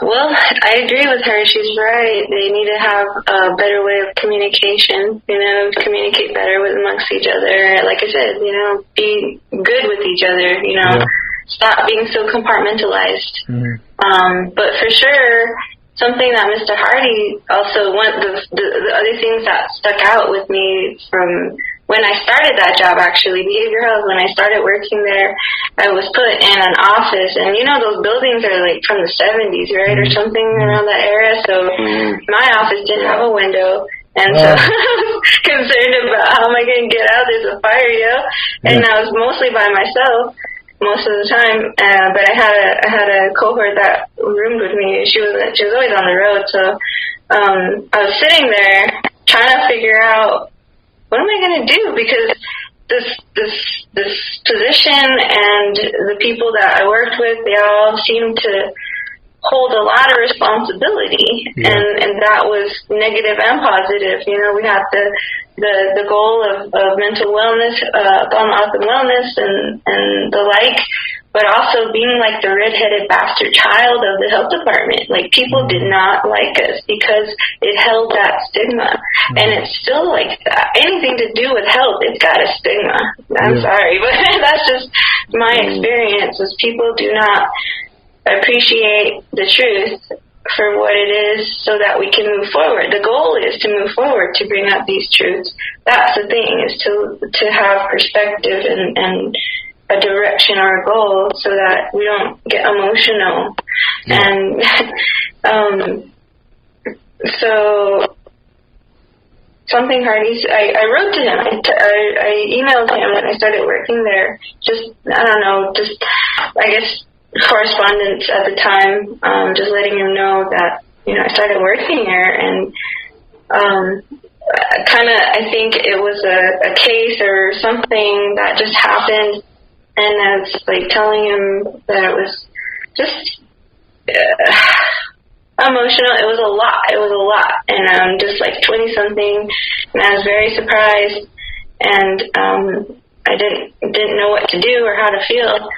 And he said in his email that we need a cultural renaissance. Mm-hmm. I remember that statement clearly. You guys need a cultural renaissance where you get to celebrate you as awesome people. A cultural renaissance. Mm-hmm. And I'm just like, oh yeah, that's it. You know, it brings out everybody's, you know, the new, the renewal, the sacred, the cultural, just everything that makes up things that were repressed. That's something else I learned about from the older generation, is that the stuff just got pushed away and stuffed down into nothing, you know, like it's just something that happened a long time ago, you know, having to deal with boarding schools and getting removed, and having aunties and uncles that got removed and never came back. Like, that generation is like, what, 3 down from us?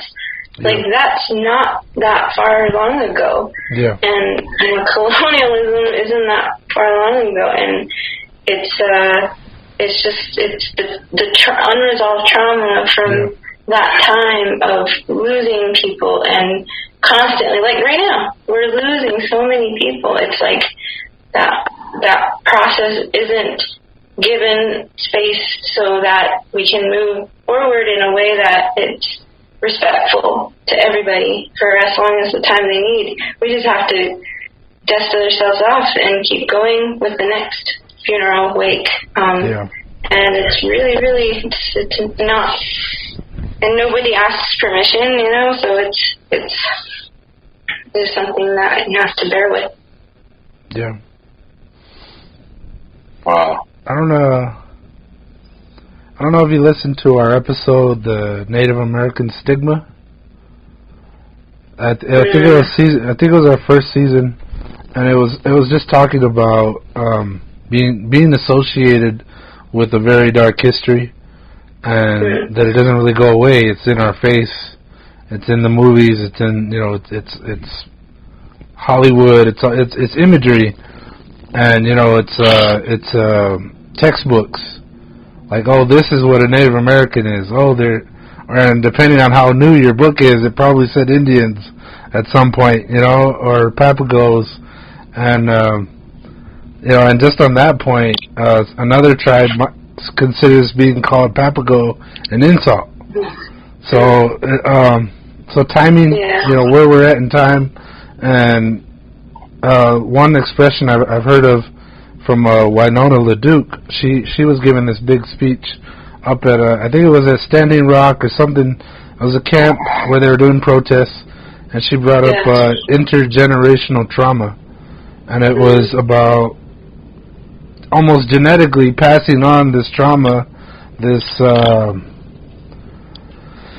PTSD kind of situation that we just keep passing down, and each generation deals with it in their own way, but they still carry this, like, it's a bond.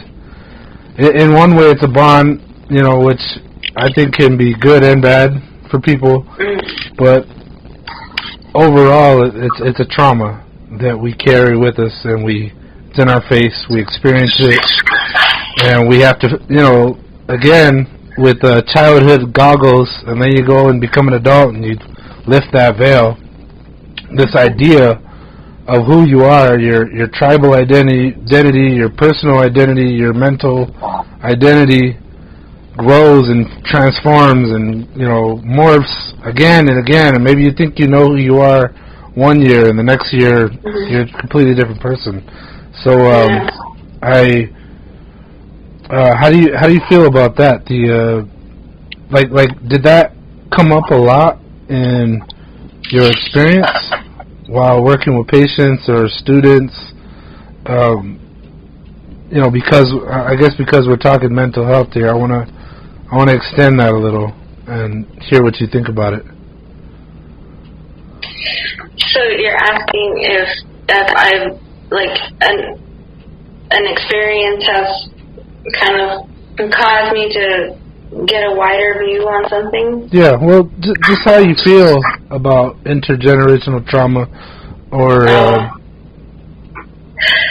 I didn't even know about that until I started working there, and they had a training that they brought in two professionals, and they were both from the one man, he's an older gentleman from a tribe in Washington State, and the other, she was an older lady, and she was from a tribe in like Montana or something like that, and they were both working together as a team to talk about this constructively with other tribal members, historical generational trauma and what that is, and break it down into individualized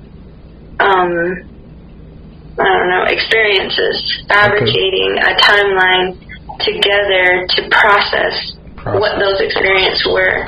And it was really, really interesting because, the older the people got, the more it's living in the sticks, living in the boonies, living off the land, that was real for them. And that was, an older's got to be at the time, maybe they're in their 50s, 60s, early 60s, but they could vividly remember seeing people that were displaced from the railroad,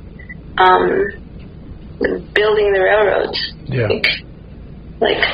Chickasaw people, Chinese people, and they were just kind of camping on the nation's lands while they were trying to figure out where they probably were and what they were going to do next. But it's those kinds of things, those trainings, and people talking about just those real what they remember, what real memories were. And the other trainings that I've been to, domestic violence, I didn't know the nation had a very young law for domestic violence. There was nothing on the books to criminalize domestic violence in any form. Okay. So that makes a lot of sense why Yeah, makes a lot of sense why there was needless death, you know. Yeah. And like suicide runs under that category as well. Yeah. You know, not kind of going back to what you're saying about compartmentalizing, but in those respects to where they fall in line with and how to figure out what to do and what resources to plug in, it's good to have that. Like it does fall under like a form of violence. You know, suicide is a form of violence to the self and what you've done to the people that you left behind. And so I learned about that stuff, and all of those things are very like personal as well, because I've seen it in my own family, I've experienced it myself, and I've heard a lot, like, and seen it, like, in my face what violence looks like, and trying to like convey this to the person inside this violence, somebody took out violence on that inside somewhere, the consciousness that you have to tell them to get out or be safe or, you know, seek help. Yeah. But it's almost, you know, it's really hard. Yeah. So those sort of things for sure were big game changers. To learn about the laws, like I said, the petition, we should really, really make a policy for that. I don't know if it's on the books now, but there's a lot of things that can be done to keep people safe. Yeah. If we only called attention to them. Yeah. How would you propose we go about bringing attention to it? Like if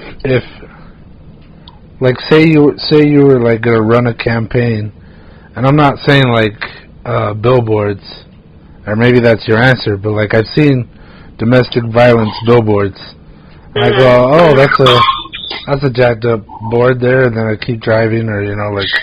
You know, clutch your pearls. Yeah. Oh my God. Oh, heaven's the best, you know. Yeah.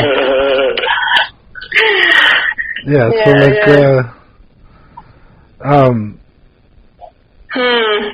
how would you go about doing that? Like, if say you were the head honcho there, the boss, the chairwoman. Oh my God. Well, I have to get a lot of people to like me, first of all. You know, can't get shit done in politics if they don't like you.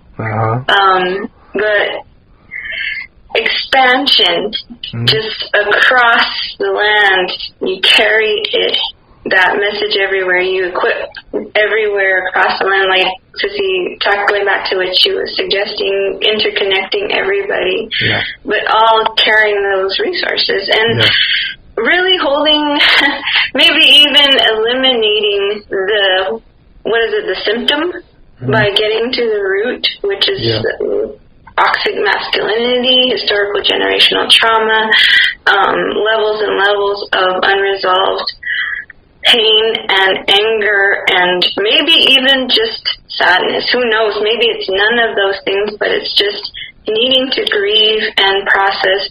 Autumn had a way of doing that a long time ago.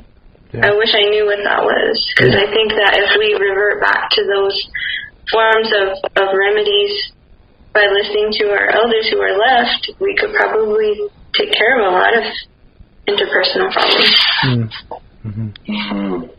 Yeah. Damn, I had something, but I lost it here. Well, Sky, do you have anything while I think about this? Any kind of question about this topic before we move on?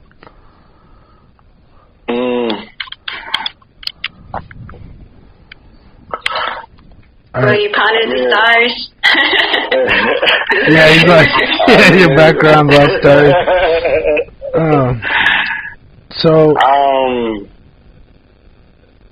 Go ahead.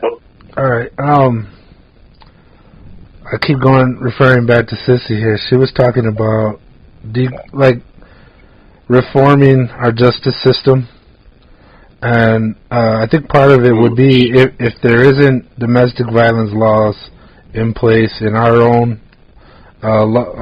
book of laws, I don't know what you would call it, in our criminal system.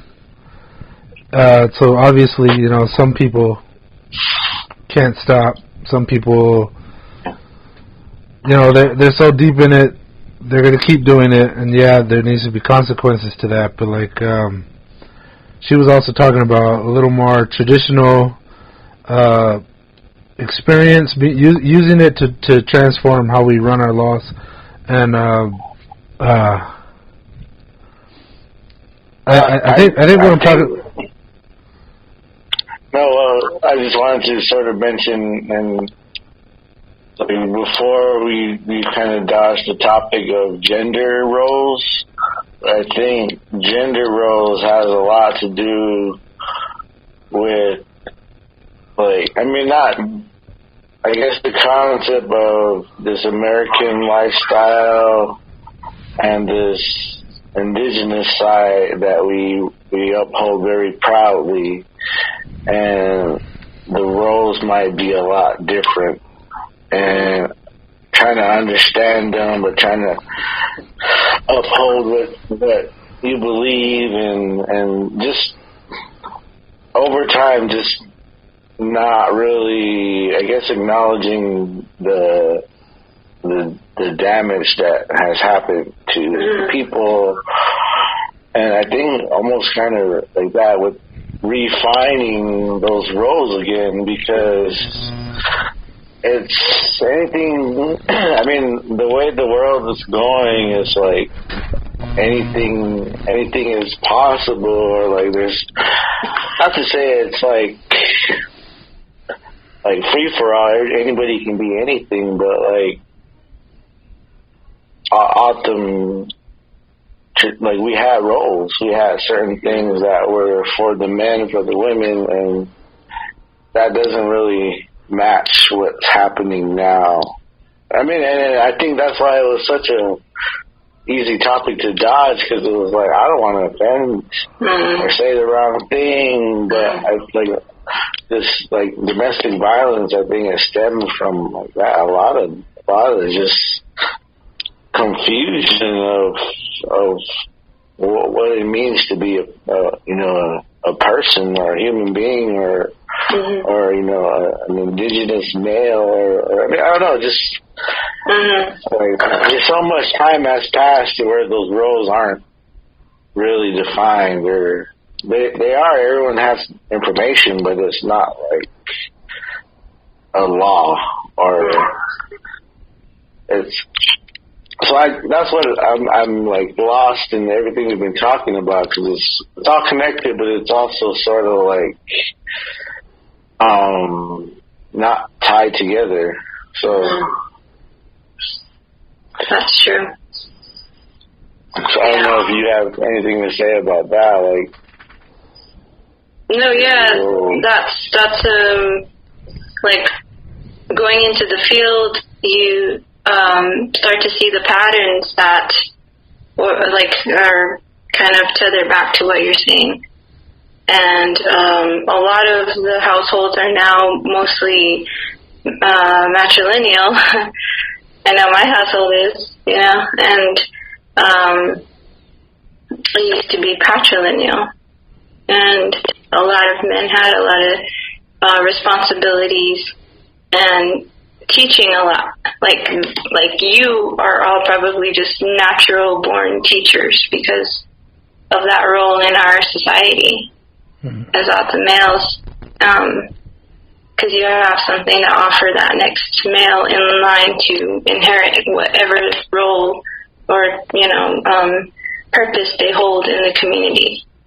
It is a very interesting topic because people have different levels or scale of where they wedge themselves into that, and how much you understand really guides you into that specific topic.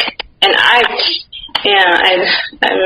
it kind of goes back to this issue I have right now in the garden with the tobacco plant. It's traditionally tended by men, but I'm the one tending to it right now. I try to get my son and persuade him, and but and pretty much any autumn male that comes through, I introduce them. Kind of like a date or something. But it's really to just try to reinforce that they really need to have a connection with that plant because it's so special in our culture. It's a form of medicine for men to use in ceremony. That's what I've been told. And there's a lot of it. But it's got to be used appropriately, and it goes back into those norms, those cultural norms that people, or the knowledge people know, and the knowledge you don't know. So that's kind of what I'm battling right now as to where I fall in that gender role category. Damn. And I'm planting just like everybody else, but even in the farming world, which is highly populated by males, older males too, older Jeek farmers that have been in the game a long time, and then they see me and asking questions. It's like, there's a lot of distance between me and the other farmers, I feel like, but I think it's getting better. It's just like I understand that, like I'm not blind to it. I get it if some men just don't want to talk to me because they don't think it's right or they don't think it's appropriate or what am I doing? I don't know what I'm doing. I don't know. It's just something that I hold in my head because it's been there before. So you think farmer was always been a male-dominated, like the term farmer? Well, wow. The jobs that, planting, the males usually did in the autumn culture, and things like that, tending to the tobacco, tending to just pretty much what needs to be taken care of, harvesting. But in the bigger picture, they all work together. But there's just certain things that the men did specifically to the planting.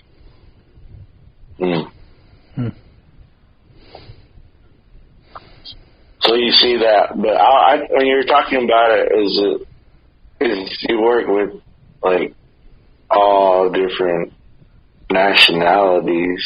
Is it kind of the same with that? Like farmers are in the past time has always been kind of male. Is it like that like across the board, or do you? I guess your opinion on that. I haven't really. Now that you bring it up, I can't speak to any specific experience. Actually, it's just kind of a mixture. It's a mixture of people that come through there, and they do come from all over the place, but not really to hold specific areas or anything. There's an organization called Ishkashita, and that's here in Tucson, and they organize like harvesting and processing traditional foods from people that have immigrated from parts of Africa, parts of the Middle East, like all over the world. And they come to Tucson to seek refuge. Well, more like refugees. And they're English. They're barely learning it, but they know a lot. They know a lot on the foods that we're growing locally, and they do a lot of the work, like really quickly, like really like into it. For the wheat harvest, man, there's this one guy out there. He was just like threshing back and forth with this sickle, and he was doing it top-notch speed. It was really cool. Wow. Yeah. But old schools, man. He was really elderly, but he was out there just hammering away. Cool.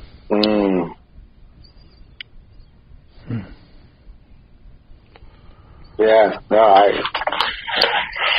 I never thought of that, but like, I think like growing up, it was like, I think it was during a time when, and that's why I don't want to talk about gender roles, because I don't want to be offensive, but then it's like kind of how it felt at a time where if you were a lady or a girl, you knew how to cook. And but if you were a guy, you were almost like, it was a little weird if you cooked. I mean, that all went away, but it was just kind of how it felt at times where, I mean, I think, and then like that, I was raised by my mom, and she made us cook when we were growing up. Like, we had to learn how to cook, but during her time, it was like the guys didn't cook. She had to help her grandma, or the other girls. So I don't know, I just wonder about all of that stuff, but how different generations things kind of change. But I guess how far do we go back? Or it's all interesting to think about, but it was a time where it was like, oh, you know how to do that? You're a guy, you know how, or, but then you can't always expect the lady to know how to cook. Is that sexist? Like, say that? That's real talk, man. That's real talk.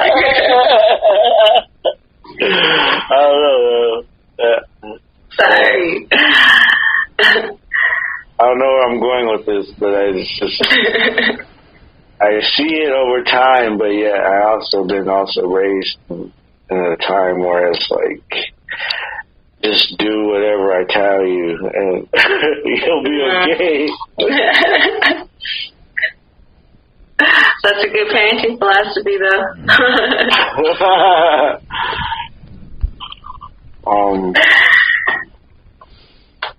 But Bob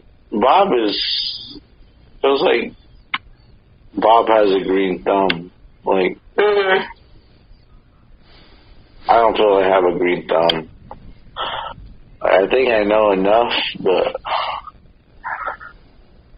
some people just have green thumbs. Like, do you consider yourself like having a green thumb, or do you even believe in that? My mom tells me that all the time, that I inherited my grandpa's green thumb, because she says the same thing. I can't grow anything. Everything dies around me. And so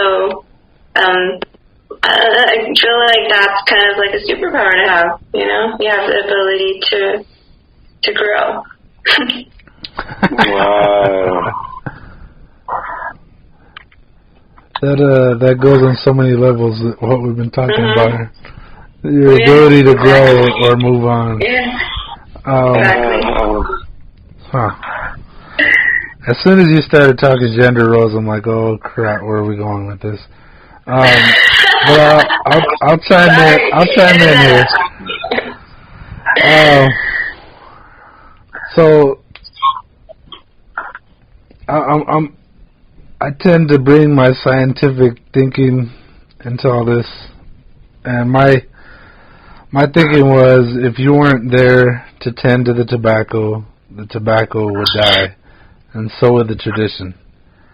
And I think if we aren't flexible in our traditions, I mean, teaching everybody versus teaching just the males, that the very real possibility of losing a tradition or a species or memories or cultural identity, we got to teach everybody.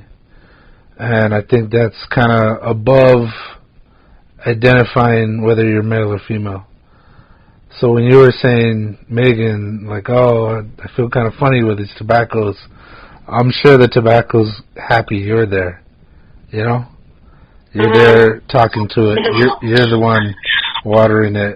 you're the one introducing the males for their date. Trying to find them a male match.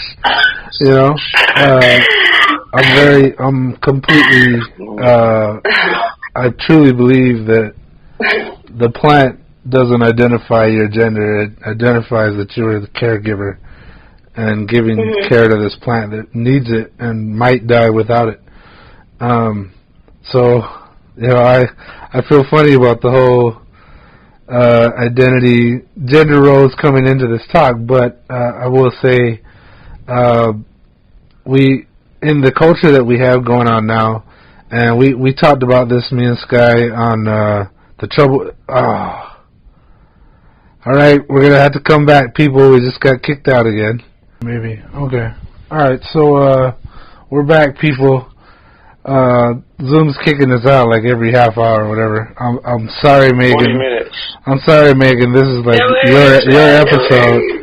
This is your episode, and it just keeps happening. And I'm like, oh God! Like when it kicked me out this time, I was like, ah. Okay. So I was looking right at you, and then boom, over like that. All right. So I'm just gonna dive right back into it here.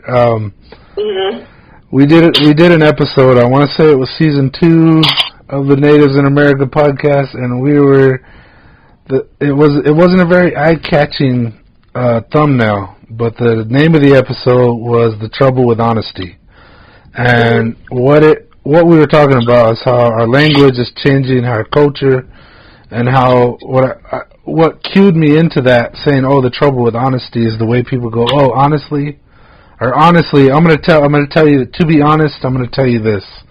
And one day my mom told me, hey, I don't trust anybody if they're telling me when and when they're not being honest like that. And I'm like, at first I was like, oh, you're making too big a deal of this, but ever since then it kind of sunk in, and now it's like anytime I hear somebody say that, I'm like, oh, so now we're clicking on the truth. You're full of shit. Before this, so that was the beginning of the episode, and what we were talking about is how our culture kind of shifted at some point to cancel people, to bring pressure to bear on others, like, oh, we're going to cancel you, or, oh, you didn't call me they, them, and this, and now you're in trouble,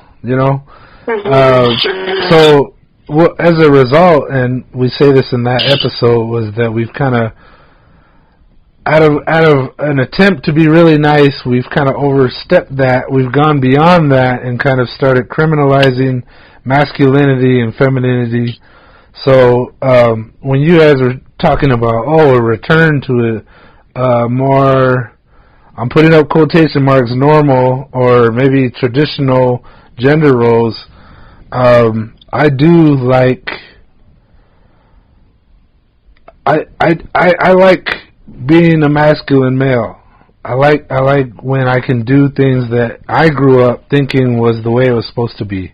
So when I'm doing something like that, I feel this positive reinforcement that kind of this pride that wells up inside me going, I'm doing what I'm supposed to be doing. And a lot of culture and society today kind of wants to penalize people for being what they call it as a cis male or a cis female, where you're really playing that gender role, and it comes out in your personality and your actions. So as far as I'm kind of agreeing with you guys, yes, I want this bit of return to traditional roles, saying that I don't want to feel criminalized for doing masculine things, but at the same time, we've got wonderful male basket makers. And I'm a bread maker when I'm used to, in my mind, the ladies doing the cooking, but I got a bread and I'm proud of it. And like I said about risking losing tradition, losing people, losing teachers, losing students on the basis of gender, I think is idiotic. And like I said, when if you weren't there, those tobacco plants would struggle. I'm sure they're grateful to have you there, regardless of your gender. So I'm kind of, I think I fall this way on all subjects. I'm right in the middle because my scientific thinking won't let me go full bore off of one side or the other. It's like I don't like using the word promise or absolute or 100%. I've had this giant argument with this guy about global warming, and I totally. The thing is, he was arguing the existence of global warming, and the thing is, I totally believe in it. I totally support it, but for the sake of arguing, I was like, 99.999% is not 100%. Don't give me that shit. We don't know. You went Larry David on I just went to argue for the sake of arguing. Contrarian. Yeah, so when you bring gender roles, I kind of cringed. I'm like, I got really anxious. Like, here we go. Sky brought it up. Now we're going into it. Like, we avoided having this episode previously. He brought up gender roles, and I kind of got my 10-foot stick and pushed it back. Like, no, I'm good. Not right now. Like, yes, we'll talk about it eventually, but not right now. So, unfortunately, I'm one of those people that continually falls right in the middle. So, yes, I don't like the whole criminalizing genders or people for doing what they think is manly or feminine, or, feeling good about doing something masculine or feminine. And,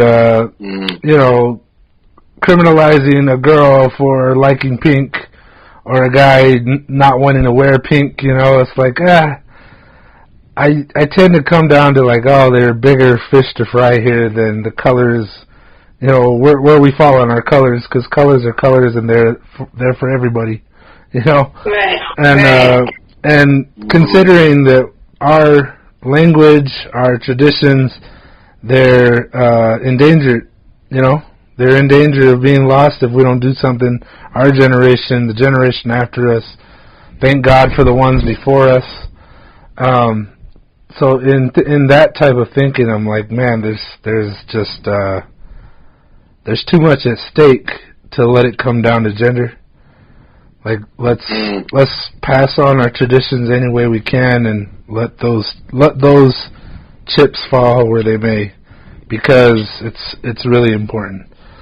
So I'm like, yeah, I'm in agreement with you, but there's this interweaving that I think that where your statements fall, your perspective falls, because I think me and Sky's perspective is a little bit different in the sense that for me, I can say that I'm learning a lot at Hashin, because people, that's their concentration, is to be able to talk about autumn culture, tradition, how we orient to that in specific, we'll just call them roles. And one of those things I can give you an example of, and this is because it ties into planting, is the songs and how they're sung and the instruments that are used.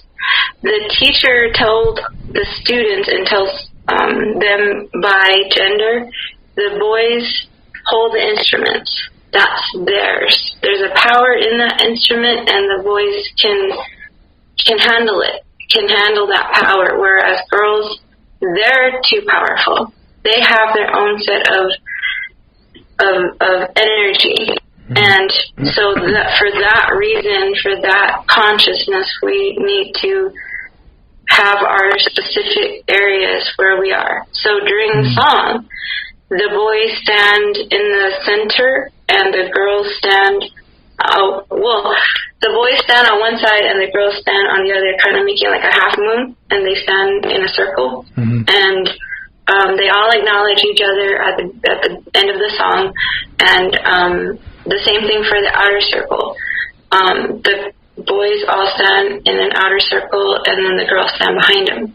And that, the teacher tells them, is for the support of the song, and when the boys sing the song, and then when the girls sing the song, and then when we all sing together. There's specific, those specific things in relation to the tradition. Like when we say tradition, what is that? And And that is what you're talking about. Years, thousands of years of passing down information and knowledge, but having regard to those principles and practices. Whereas I think with colors and, you know, femme and masculine, like that's kind of a Western thought, whereas Autumn didn't have that before of like calling it that. We even had we knew that some guys are going to grow up and be amazing basket weavers, but they're also going to be able to fight and carry wood, and, you know, the same thing for girls. You know, maybe they can handle a bow and arrow, but they can also cook, you know, that sort of thing. Like, that's always been passed down. That sort of knowledge as well has been passed down in our history. I learned that at Autumn Community College. And so those sort of things is what I meant when it comes to the principles of how we do things and how we practice them.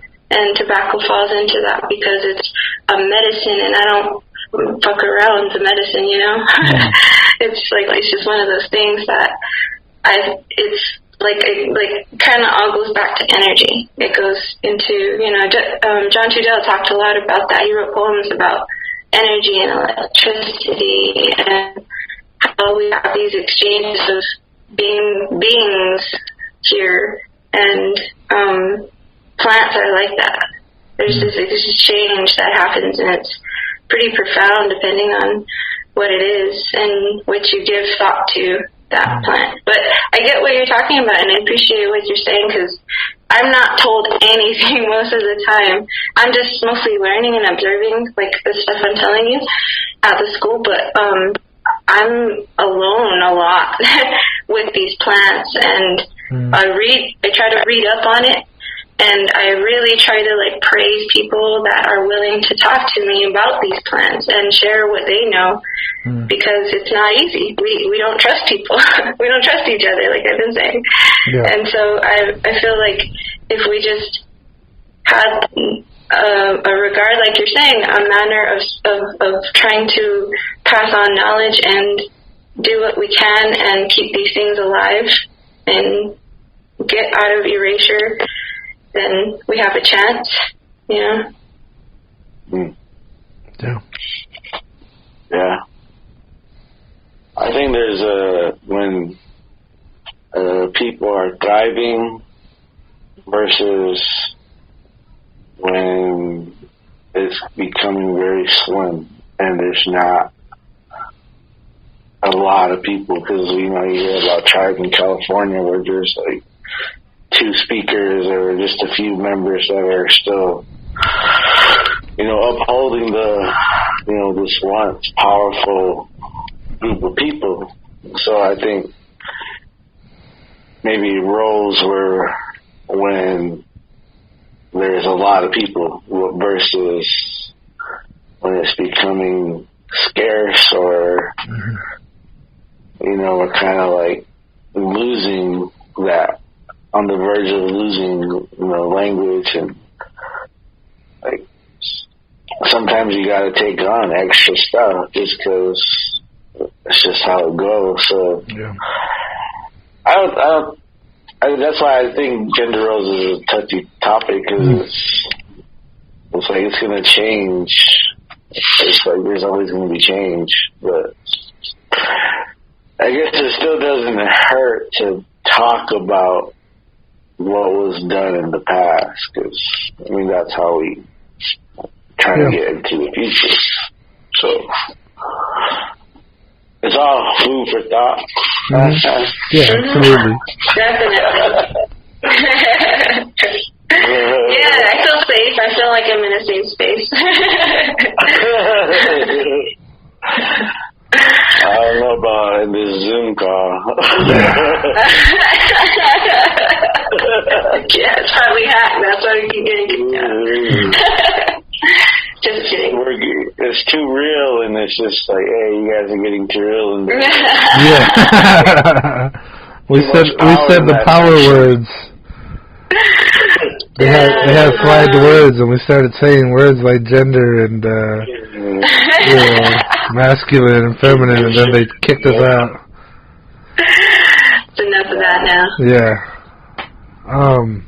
But I do remember a story where there was a tribe that it was assigned that the ladies made baskets, and they had lost like no one was making baskets, and it was this male that, I don't know if he taught himself or if he was able to learn, but he was able to teach his nieces, and then he just made one basket, and that one basket was like able to teach all these other girls, and he never made one ever again. He was just like, I just had to make that one, and it was okay with that. So I think there's a lot of gray in that, all the stuff they're talking about. Totally agree. Actually, that's one of the things I tell my kid all the time when I can't explain something. There's a lot of gray area out there, you know? There's just some things that, you know, there was a yes and a no, there was a black and a white when you're a little kid, and then when you get older and you see the world the way I see it, it's a lot of gray, man. Those colors blend together, and you're like, what? Oh, nice.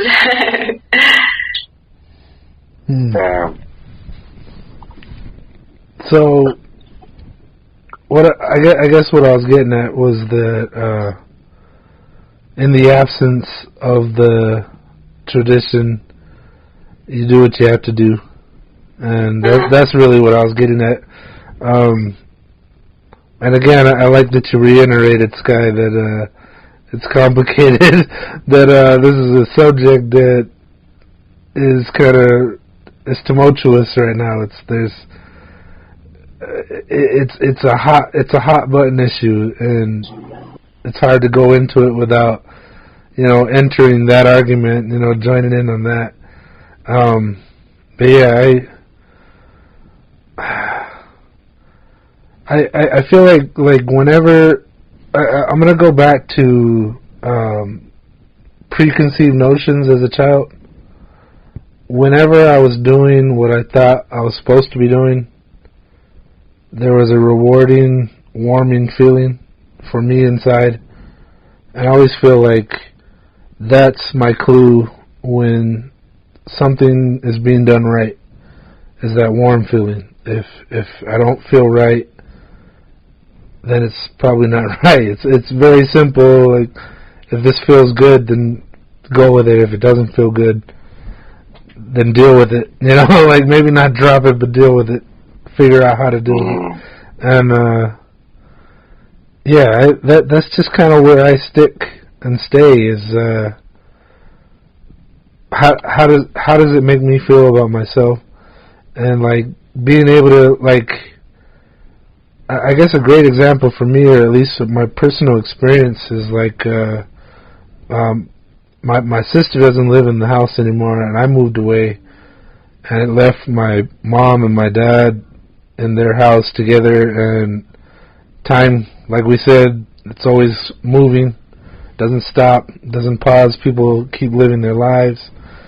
And while both the kids were away, their parents got older.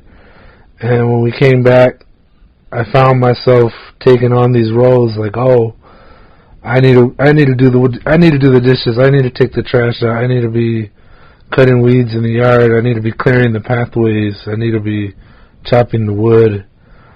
And whenever I was doing those things, it was always like, wow, I never knew this great feeling could be this strong when I'm doing exactly what I'm supposed to be doing. And that's kind of where my mindset stays. And I sometimes feel like I dismiss a lot of stuff as silliness. It's like, oh, why focus on this or that when the reality is this needs to get done, you know? And so I basically let the feeling guide me in that, and that's kind of where my mind stays. And I kind of try to maintain that. It's like my equilibrium. And like when I'm always saying, oh, my scientific side, like that part of me weighs in heavy. Like it's always there. It doesn't go away. It's always on. You know. So that's where my beliefs come in. That's where my understanding comes in. That's where my identity comes from. I find a lot of different concepts absurd. Like, that's absurd. Like, why are we focused on that when we should be taking care of the problem? So, I don't even know where I'm going with this. I guess I'm saying that's where my view tends to fall when it comes to the roles. And I'm all for tradition. Like you said, the Renaissance revival, reinforcement of the ideals, and passing it on by mouth. They're all very important. They're very important that we all know them. And like, I think when a child is coming up, a male child or a girl child, and you teach them, hey, this is the way it's been done forever and ever, I think them knowing that as their basis of understanding is really important. So male, female, yeah, it's very important that they know that's how it was done. And I like, Maegan, that when you talk about almost everything, you bring energy into it. You bring up energy. And I kind of want to talk about that too, is where's that coming from? Like, when did you start becoming aware of these energies, or have you felt that way your whole life?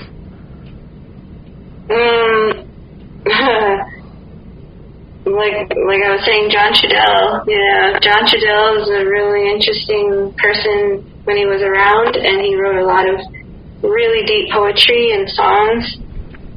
And it was relative to just being alive. And like when you read up on him or watch the documentaries on him, he lived a really, really harsh life.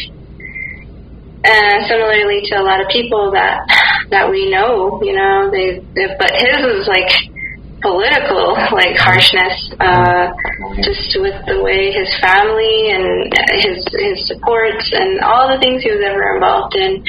You know, that's kind of like what life lends you. Is like you just go through these things and try and do what you can, and he was in it for the good fight for tribal sovereignty, for rights, and all of that stuff in the 60s. And I don't know, like a lot of visual art, like Alex Gray. You know, Tool, a lot of nature, a lot of things that, like that, you know, but it's just kind of beefed up with that feeling, especially when you can grow something and you see life. Life is pretty interesting when you can watch it form and start up, and it's all relatable. Like there's an exchange happening, so that's kind of real for me. It's a pleasant thing.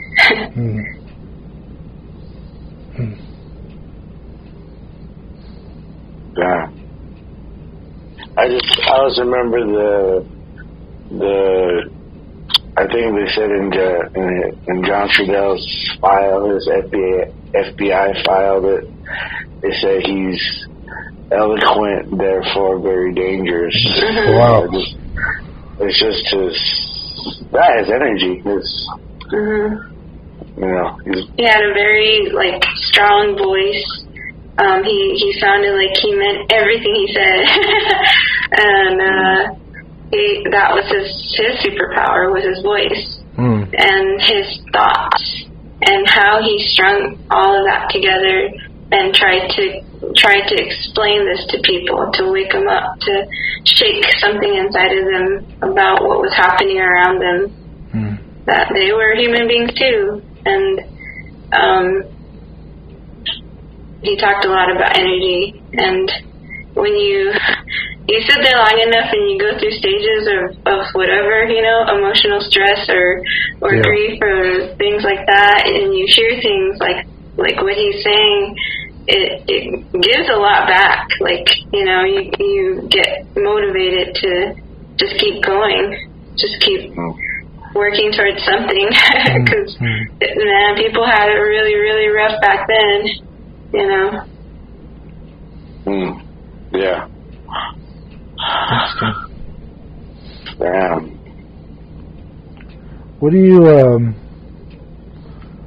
I don't know, we've been on this already a good while, but I was going to ask, what do you think a cultural renaissance would look like?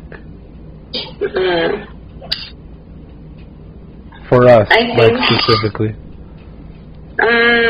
Specifically. I mean for the TOs. Yeah. To break out completely away from what the past topic, the gender role thing, and like what you're saying is thrive in whatever instrument of agency you have as a person, as like your gift, your talent, your expertise, your passion, and you use that. You let that happen. You release that. Like artists, they craft so many different things from so many different plants, and I never knew that until I started growing them. And just by mentioning it, their eyes just like they blow up. And some of these things, like they call like the devil's claws. Some basket weavers call that gold, and that's really surprising because, you know, we bask in its beautiful flower and how it looks when it starts out, and how to recognize it when it's leafing, and just getting all into its growth and genus and all of that stuff, how long it's going to be, predicting and the crafting or the things that can be made. But all the while, basket weavers are like, what? This is ancient and like the utilitarian uses and all of these different methods in their mind. I can only imagine they see that sort of stuff, and they tell us about how much it means to them to have these things. And the gourds, the dipper gourds, you know, they're huge, and people that make rattles out of them, jewelry, just different stuff, it's really important to them, the livelihood that they're trying to provide for. So, shit, what was the question? I'm sorry. Edit that out.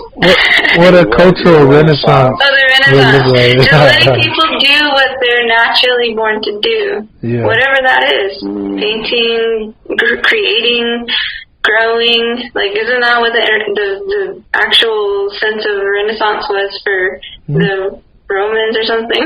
Yeah, it was reconnecting with their culture and maybe even expanding on it. Like starting, I think the literal translation was something along the lines of new beginning, or starting anew. Yeah. That's like fostering that, like.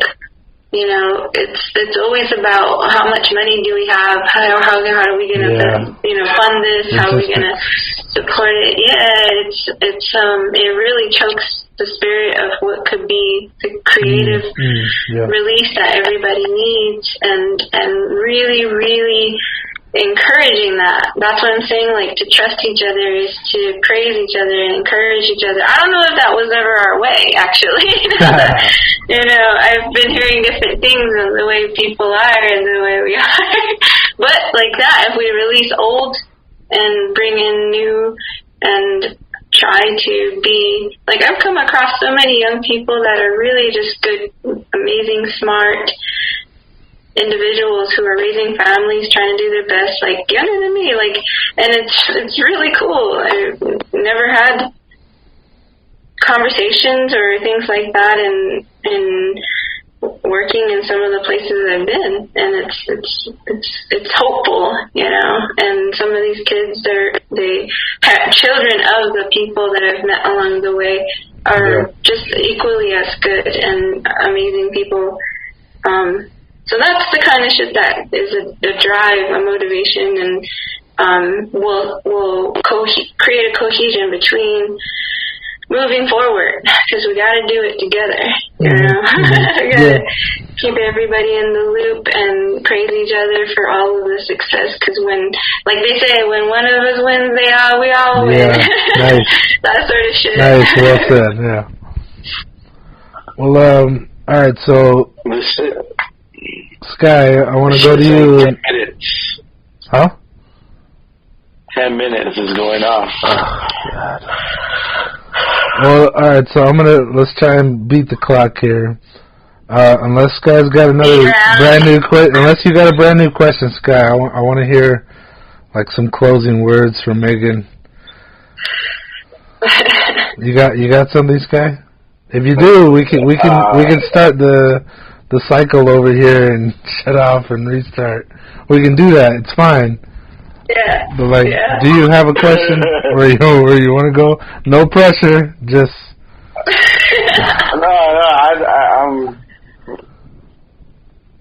I'm liking what I'm hearing. Yeah. And I second that. Yeah. Did you, Meg, have you ever applied since then, like since you got your credentials?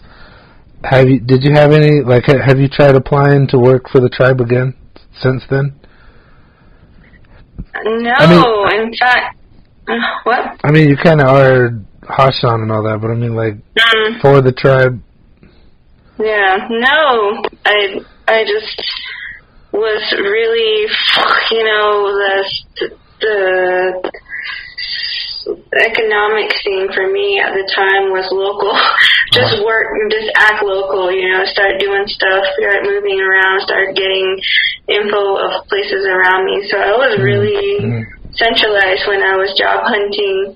And it just seemed like am I going to go back to my parents' house, like living the giant kid, and, am I going to really do this over again? Like, I'm going to have to start over again that way, and I wouldn't have a real place of my own or anything, whereas I was pretty much set up, and it just didn't seem feasible at the time to start looking outward when I had no place to really go. Yeah. Other than my folks, and that, my house, that house is small, like it got shrunk when I moved out.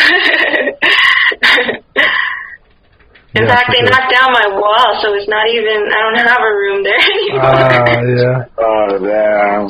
They gave me the axe big time. They're like, you can't come back. It's not even here.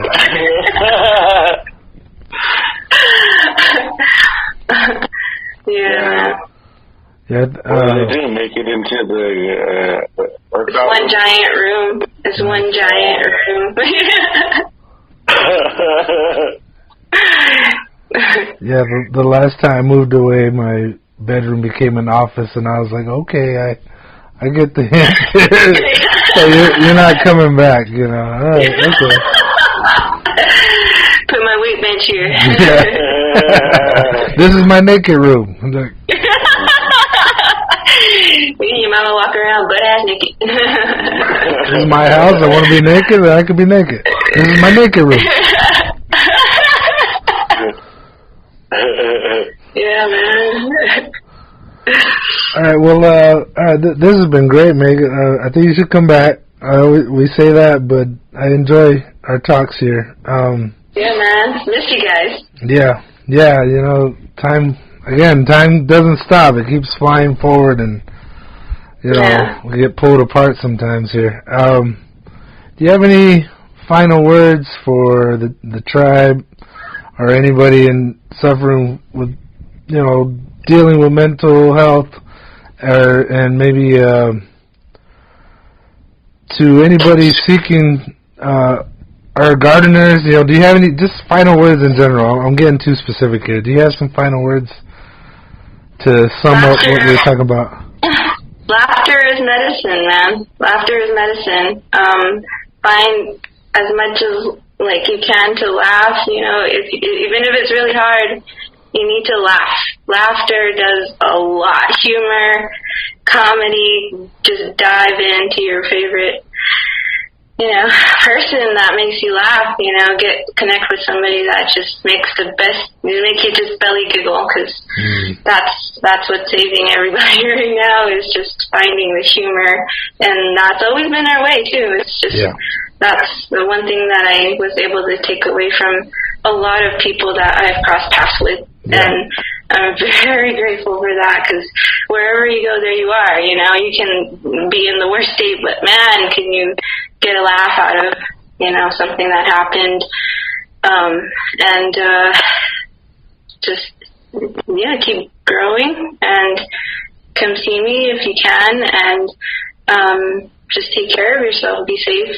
and try not to take things too hard, because we're all in it together, and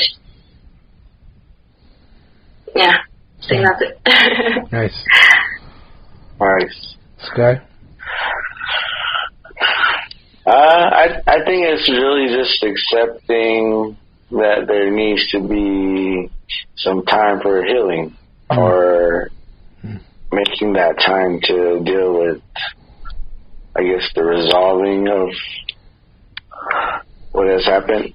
And sometimes we just want to push through it, and that's not really dealing with it. So making that time. Nice. Yeah. Very cool. Thanks, Meg. Yeah, thanks for coming on, Meg.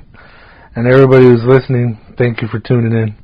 This is the Natives in America podcast on the Reservation Radio Network.